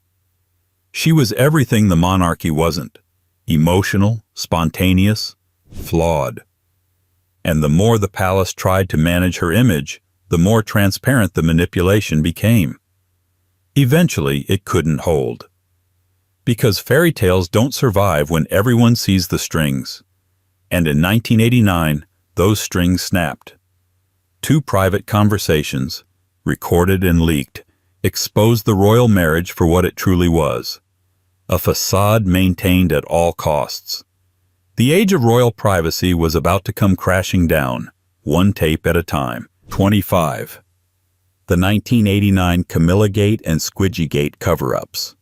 By the late 1980s, the illusion was collapsing, and for the first time, the British monarchy found itself battling not whispers in drawing rooms, but the piercing, static-laced voice of tabloid radio. In 1989, 2 private phone conversations were recorded, leaked, and eventually published, unleashing a royal scandal so salacious that newspapers could barely decide which tape was worse.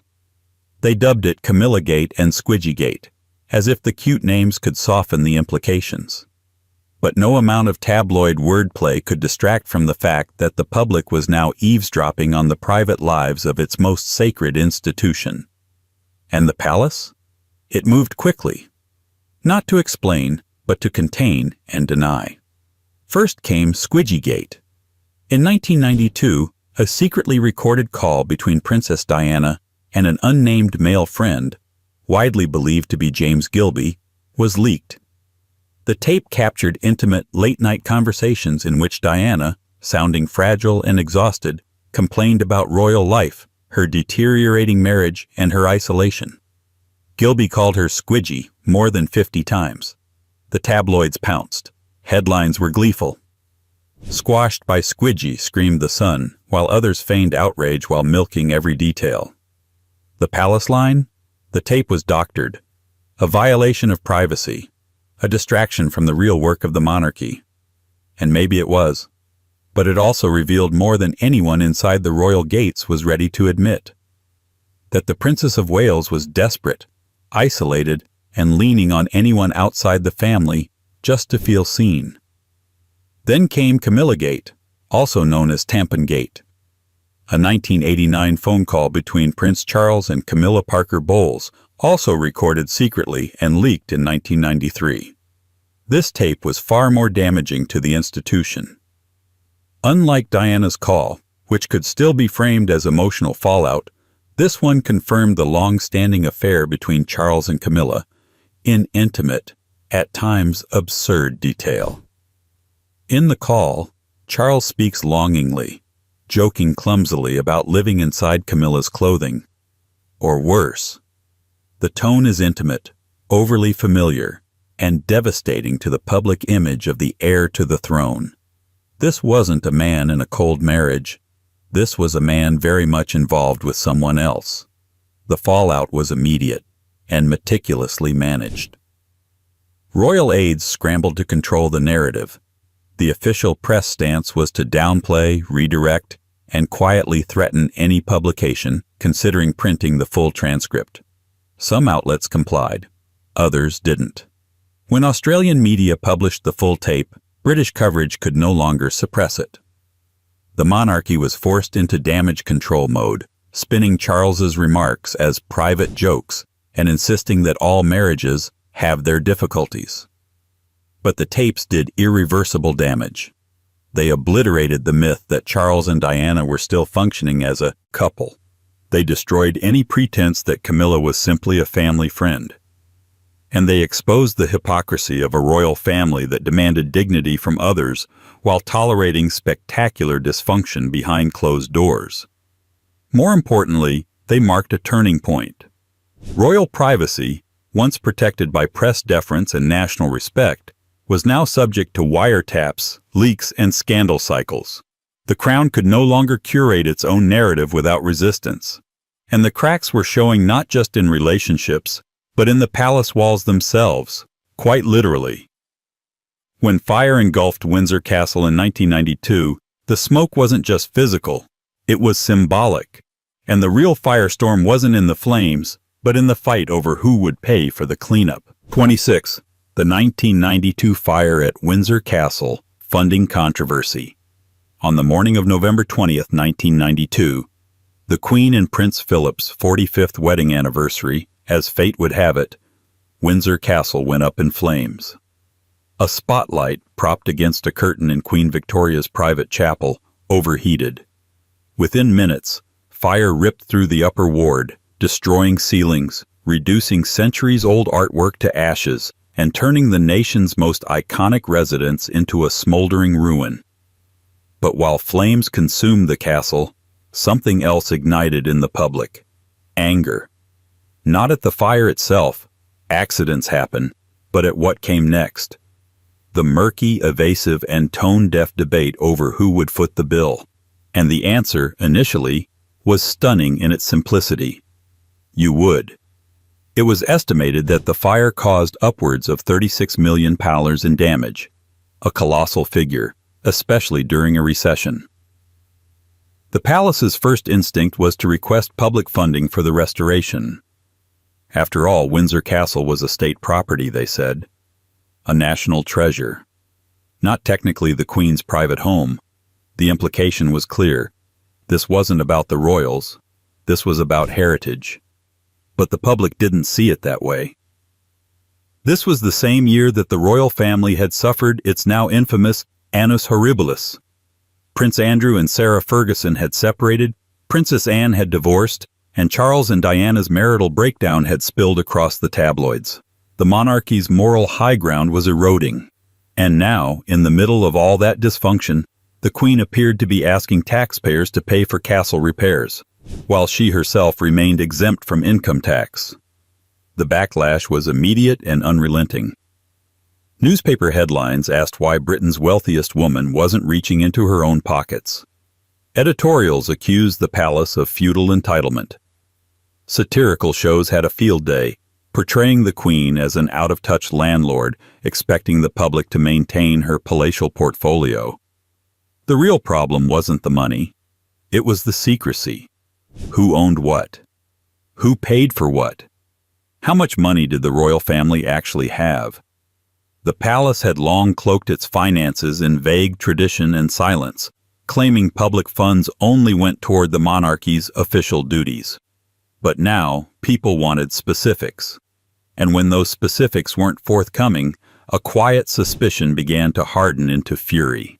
The monarchy scrambled into damage control. Within weeks, Buckingham Palace announced that the Queen would, for the first time in history, begin voluntarily paying income tax on her private earnings. Prince Charles offered to contribute personally to the Windsor restoration.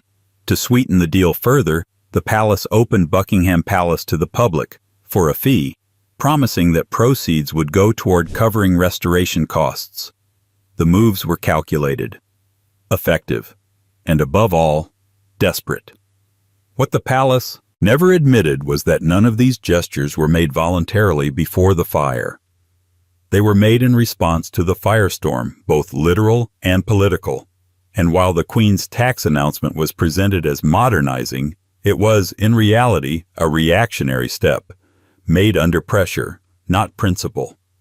For the first time in living memory, the British monarchy had been forced to respond to public outrage over royal spending, and it wouldn't be the last time. Because just 5 years later, another national tragedy would strike, and the palace's reaction, or lack thereof, would plunge the monarchy into its greatest modern crisis yet. 27. The 1997 post-Diana media manipulation. In the early hours of August 31, 1997, a black Mercedes crashed in the Pont de l'Alma tunnel in Paris. Inside were Diana, Princess of Wales, her companion Dodi Fayed, their driver, Henri Paul, and bodyguard Trevor Rees-Jones. By sunrise, Diana was gone. So was the carefully maintained illusion that the monarchy had learned anything from its previous mistakes. The palace had just been handed a moment that would define modern British history, and for nearly a week, it fumbled the response with deafening silence. The official narrative was simple. The Queen was at Balmoral with Princes William and Harry. She was protecting her grandsons. The family was grieving in private. They did not want to cause further distress by appearing in public. It sounded reasonable, respectful, but that story was not the full picture, and it was certainly not the one unfolding outside Buckingham Palace. For days the public stood vigil in London. Mourners arrived in the thousands, flowers piled up by the minute. The grief was real, visceral, collective. But what they met from the monarchy was nothing. No flag at half-mast, no public address, no appearance from the Queen or senior royals. For the first time, people began to ask the unthinkable. Had the palace misjudged the mood so badly? Or were they just not mourning at all? Behind closed doors, the situation was far more chaotic than the palace let on. Internal documents and later memoirs revealed frantic back and forths between advisors, staff, and government officials. Some insisted the Queen must speak. Others argued against showing emotion. Charles reportedly pushed for a more immediate response, knowing how beloved Diana had become. But the institution, that polished, slow-moving relic, was paralyzed by its own fear of misstep. When the Queen finally addressed the nation, 5 days after Diana's death, the speech was televised live and carefully worded. She spoke of Diana as an exceptional and gifted human being. It was dignified. It was calm, but it had been drafted, redrafted, and run through layers of internal politics. The palace wanted to seem sincere, but not emotional. Sympathetic, but not culpable. And still, in the aftermath, the monarchy's spin machine got to work. Certain tabloids, once brutal toward Diana, shifted tone overnight. Stories began to frame the Queen's delayed response as motherly wisdom, shielding the boys, not neglecting the public. Others subtly redirected blame toward Dodi Fayed and his family. The BBC was fed curated footage of the royal family attending church in Balmoral, walking stoically, heads bowed, visuals meant to suggest mourning without having to say much at all. Over time, this version took hold, that the monarchy had simply been traditional, and that the real misstep was the public's expectation for a more theatrical grief. But insiders tell a more uncomfortable story of panic, indecision, and a fear that Diana's popularity and death had overshadowed the living monarch. A threat not just to image but to control.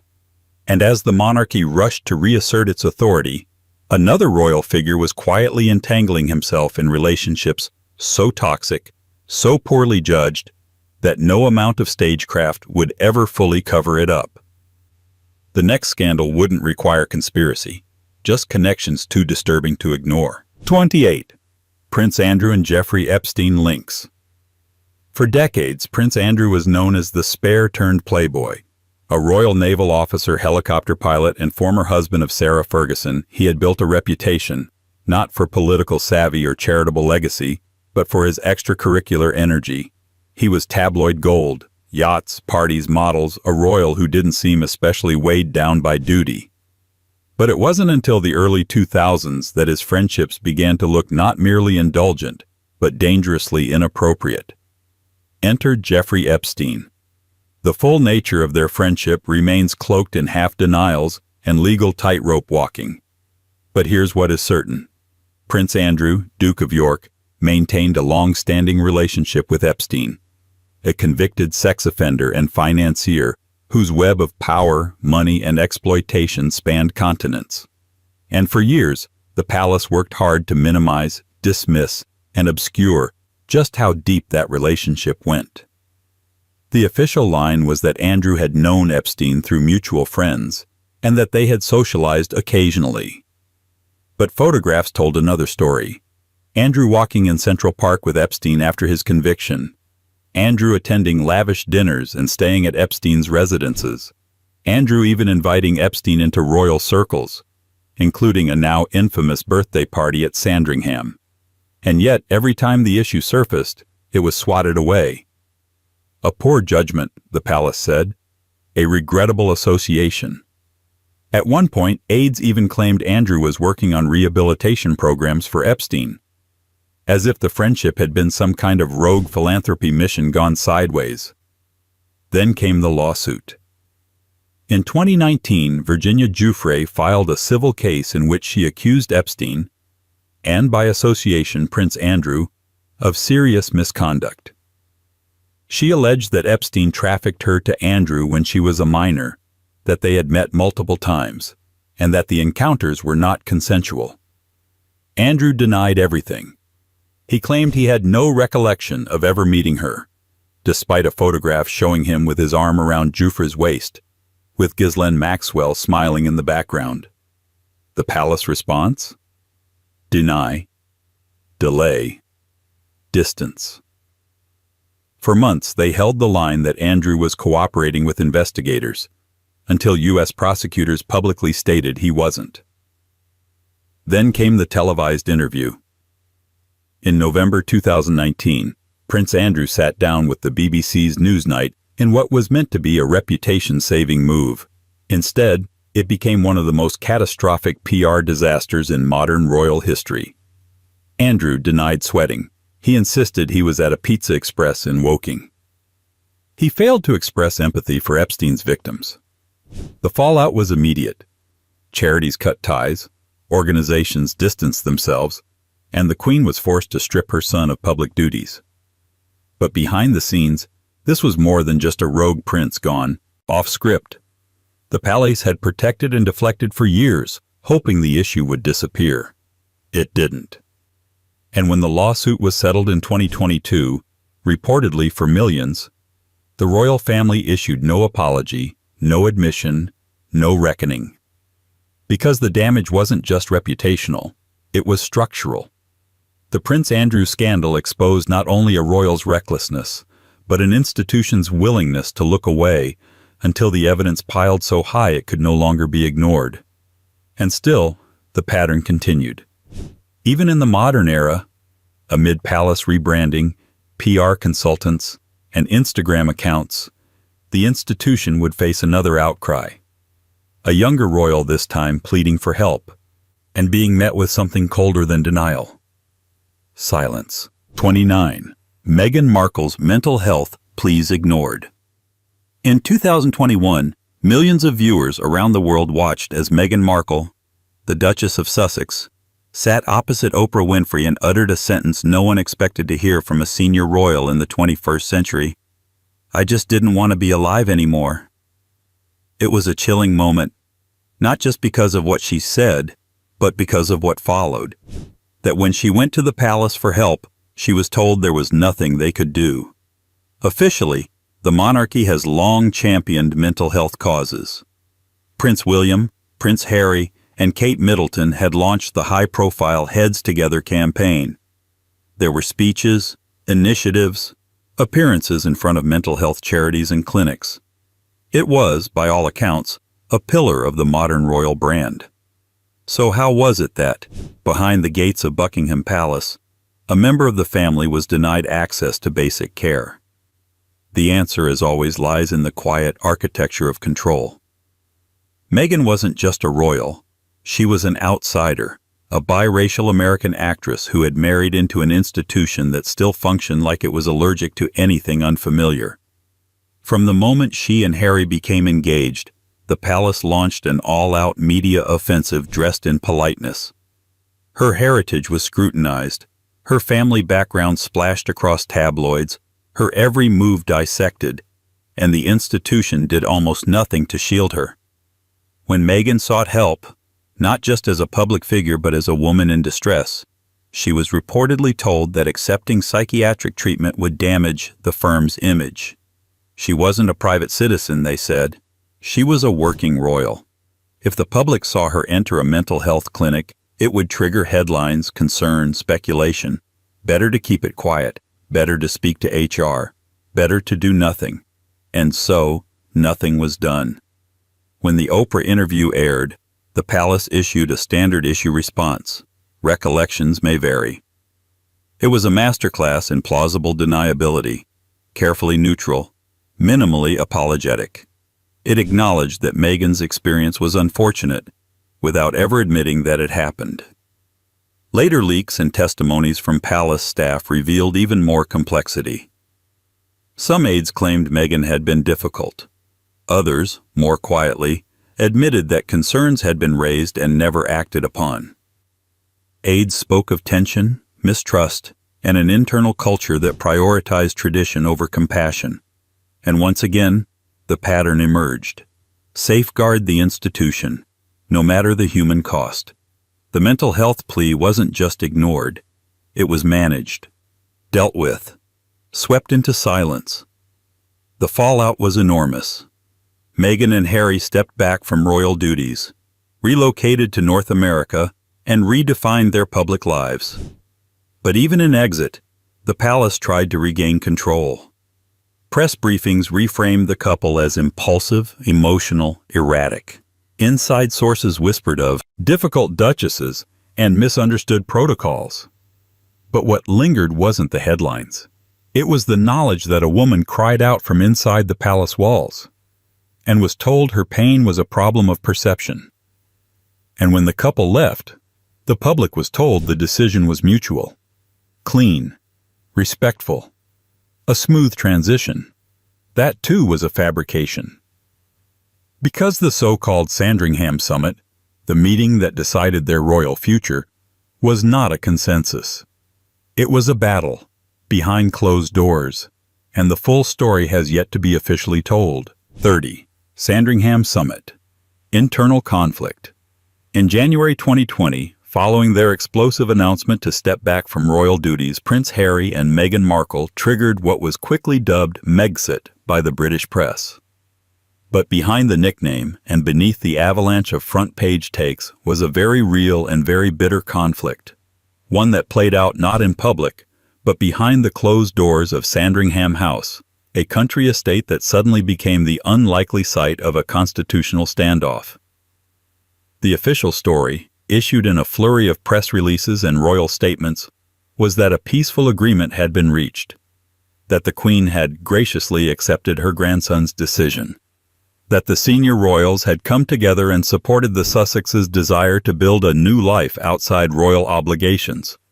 It sounded mature, civilized, collaborative. It was anything but. What actually unfolded at Sandringham was a strategic negotiation riddled with tension, distrust, and panic. Prince Harry had requested the meeting in hopes of working out a hybrid role, part in, part out, that would allow him and Meghan to serve the crown while pursuing financial independence and privacy. But from the moment he arrived, it became clear the palace was in no mood to compromise. The Queen, reportedly advised by her most senior courtiers, insisted that there could be no half measures. One was either in the firm or out. Prince Charles supported this binary view, albeit with personal reluctance. Prince William, whose relationship with Harry had already deteriorated, is said to have been furious, reportedly telling aides that he felt blindsided and betrayed. Harry, meanwhile, arrived without Meghan, a move that wasn't just strategic but symbolic. She had already sensed how unwelcome she was. Over the course of several hours, multiple proposals were debated, dissected, and discarded. Every option Harry presented, part-time roles, flexible patronages, alternative funding, was rejected. The message from the institution was clear: leave cleanly or don't leave at all. What the public saw was a statement wrapped in gentle language.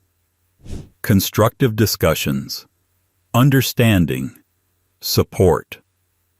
But leaks from palace insiders soon painted a messier picture: shouting matches, walkouts, and a final set of terms delivered with very little room for revision. Harry and Meghan lost their royal patronages. Harry gave up his honorary military roles, titles he cherished and had served to earn. The couple would be barred from using the word royal in their branding. And they were cut off financially, despite earlier promises that funding would be gradually tapered. What was framed as a peaceful split was, in reality, a hard push out the door, orchestrated to send a message to future dissenters. Royalty is not a flexible arrangement. It's a package deal, tradition included. And yet, the institution never addressed the bigger question: why had two working royals, both immensely popular with a younger global audience, felt so suffocated they had to leave? Instead, the palace pivoted, shifted, deflected, just as it always had, especially when it came to questions about money. Because while the palace was busy debating the Sussexes' financial independence, it was sitting on a hidden empire of wealth that had quietly expanded for generations and avoided serious scrutiny for just as long. 31. The Queen's private fortune and tax arrangements. For much of the 20th century, the British public was sold a story that the monarchy was not especially wealthy, at least not in personal terms, that the Queen lived modestly on state allowances, that the crown paid its way, through tradition, tourism, and pageantry, and cost each taxpayer less than a cup of tea a year. It was a neat little narrative, and it wasn't true. For decades, the royal family's private fortune was deliberately shielded from scrutiny, thanks to a maze of trusts, legal exemptions, and royal prerogatives that placed their financial arrangements beyond the reach of ordinary public accountability. Queen Elizabeth II was at the center of this system, not as a rogue operator, but as a monarch presiding over an institutional tradition of fiscal opacity. The secrecy began at the top. The Queen, unlike every other British citizen, was not legally required to pay income tax. For decades, she didn't. When the subject came up in Parliament or press, the official response was that the sovereign's finances were a private matter. Even as the British economy faltered in the 1970s and 1980s, the Crown maintained its constitutional blind spot. In 1992, amid public fury over the Windsor Castle fire and mounting criticism of royal spending, the Queen announced that she would voluntarily begin paying income and capital gains tax. It was hailed as modern, transparent, progressive. But in reality, it came with conditions. The arrangement allowed the palace to define what qualified as private income, and excluded much of the Crown estate's sprawling revenue from taxation. Then came the leaks. In 2017, the Paradise Papers revealed that the Queen's private estate, the Duchy of Lancaster, had invested millions in offshore tax havens, including funds in the Cayman Islands and Bermuda. These were not illegal moves, but they were ethically damning, especially for a head of state expected to model civic responsibility. When the story broke, the palace issued a boilerplate denial. No direct involvement, no wrongdoing, full compliance with the law. But the public and the press were not convinced. The revelation added fuel to long-standing suspicions that the Crown was sitting on a far larger fortune than admitted. Estimates vary, but by conservative calculations, the Queen's personal wealth, excluding the publicly owned Crown estate, reached hundreds of millions of pounds. This included private art collections, land holdings, racehorses, and shares in various blue-chip firms. The Duchy of Lancaster alone generated over $20 million in annual income, managed entirely in private. And yet, to this day, the monarchy is not subject to freedom of information laws. Its finances are protected by a mix of tradition and legislative loopholes. No elected official has full visibility. No government body performs a complete audit. It is, quite literally, a royal exception. Because when it comes to money, the monarchy does what it does best: appear ordinary while operating under a different set of rules entirely. But even that veneer has been cracking, especially as former palace staff began to come forward with accounts of another long-standing secret. Not about wealth, but about what it costs the staff who serve the system, and what happens when those staff raise concerns the palace doesn't want to hear. 32. Royal household staff abuse and bullying claims. Beneath the grandeur of the British monarchy lies a machine, one that is powered not just by tradition or ceremony, but by an invisible workforce. The royal household employs hundreds of staff: chefs, dressers, butlers, private secretaries, communications aides, nannies, drivers, and couriers. These individuals are the gears and pulleys of the royal image, polishing, prepping, managing, and shielding. For centuries, they were silent. They were expected to be. But over time, cracks in the polished silence have begun to show. And behind those cracks is a troubling truth the palace has tried repeatedly to contain. Allegations of bullying, abuse, and toxic working conditions within the royal household, buried, denied, and mishandled for generations. This isn't new. Long before Meghan Markle's name entered the headlines, former staff had spoken, often anonymously, about the intense pressure, the long hours, the emotionally punishing environment inside the royal court. These testimonies were scattered, whispered, buried in memoirs, or softened in documentaries. But they painted a consistent picture.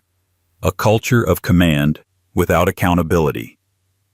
The most high-profile shift in this narrative came in 2021, when the Times reported that 2 senior aides had accused the Duchess of Sussex of bullying behavior during her time as a working royal.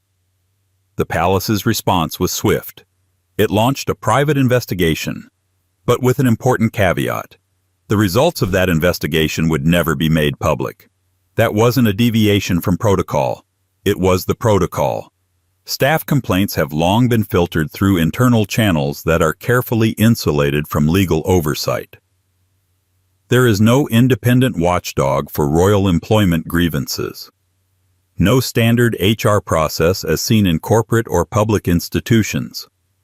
The sovereign grant, which funds the royal household, is audited for spending, but not for workplace culture. Staff are bound by confidentiality agreements, non-disclosure clauses, and decades of cultural pressure to remain loyal and silent. In 2022, the palace confirmed that the investigation into the bullying claims had concluded, but it declined to release the findings. No report was published. No disciplinary action was taken. The incident was, for all practical purposes, sealed.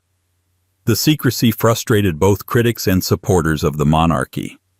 For some, it was proof of double standards, that a working royal could face accusations from multiple sources, and yet the institution would hide behind legal walls. For others, it illustrated the palace's unwillingness to protect its own staff, even those loyal for decades. Wider accounts have emerged in memoirs and exposés, not just about Meghan, but about generations of royals. Staff described being screamed at, belittled, humiliated. Some spoke of being dismissed without warning. Others recalled requests so demeaning they bordered on absurd, ironing shoelaces, squeezing toothpaste onto toothbrushes, holding buckets in place while a royal combed their hair. And still, these stories rarely made headlines, not because they weren't true, but because they weren't allowed to be. Because to admit there was an internal problem with how the palace treated its people would shatter the myth of the royal family as benevolent custodians. Instead, the strategy remained what it always had been: deny, deflect, and quietly retire the accuser. But behind every complaint, every NDA, and every erased name in the staff registry lies a bigger question. If this is how the royals treat their own, the people closest to them, what else have they hidden? The answer might lie in the books, or rather, in what those books never included. Because for over a century, the public has been given a vastly understated version of the royal family's wealth. One that ignores a vast, deliberately opaque empire of property, holdings, and power that no one ever fully accounted for. 33. The true scale of the royal family's wealth. To the average citizen, royal wealth looks like gold carriages, bejeweled crowns, and ceremonial banquets. It's pageantry, paraded and photographed. It's symbolic. At least that's what the monarchy would have you believe. That the royals are rich in ritual, modest in personal assets, and tethered to public interest through annual funding disclosures and taxpayer scrutiny. But that narrative is, at best, a half-truth. The reality is that the true scale of the royal family's private wealth has been hidden in plain sight for generations. Scattered across secretive estates, offshore holdings, and shell corporations that have, until very recently, evaded meaningful investigation. Let's start with the duchies, 2 sprawling portfolios, the Duchy of Lancaster and the Duchy of Cornwall. While technically owned in trust, both function as vast private estates. The Duchy of Lancaster, held by the reigning monarch, includes prime London real estate, agricultural land, and commercial holdings, generating tens of millions in annual revenue. The Duchy of Cornwall, historically held by the Prince of Wales, includes over 130,000 acres of land across 23 counties. It's not taxed like a private business. It's not regulated like a public one. It exists in a legal gray zone, making money quietly and reporting to no one except the royals themselves. These aren't quaint holdings. They're empires. Then there's Balmoral and Sandringham, two royal residences often described as family homes. In reality, they are private estates with immense value, passed down through generations without ever being subject to inheritance tax. When Queen Elizabeth II died, King Charles inherited both properties and paid zero tax on the transfer, a privilege explicitly granted by UK law for sovereign-to-sovereign inheritance. But even these visible assets are just the surface. Investigations like the Panama Papers and Paradise Papers have hinted at more: offshore accounts, foreign investments, hidden shares. Because of the Crown's unique legal status, many of these details remain protected under national security exemptions. The monarchy is not bound by the Freedom of Information Act. It is exempt from employment laws, land use regulations, and certain types of financial disclosures. What does this all add up to? No one knows for sure.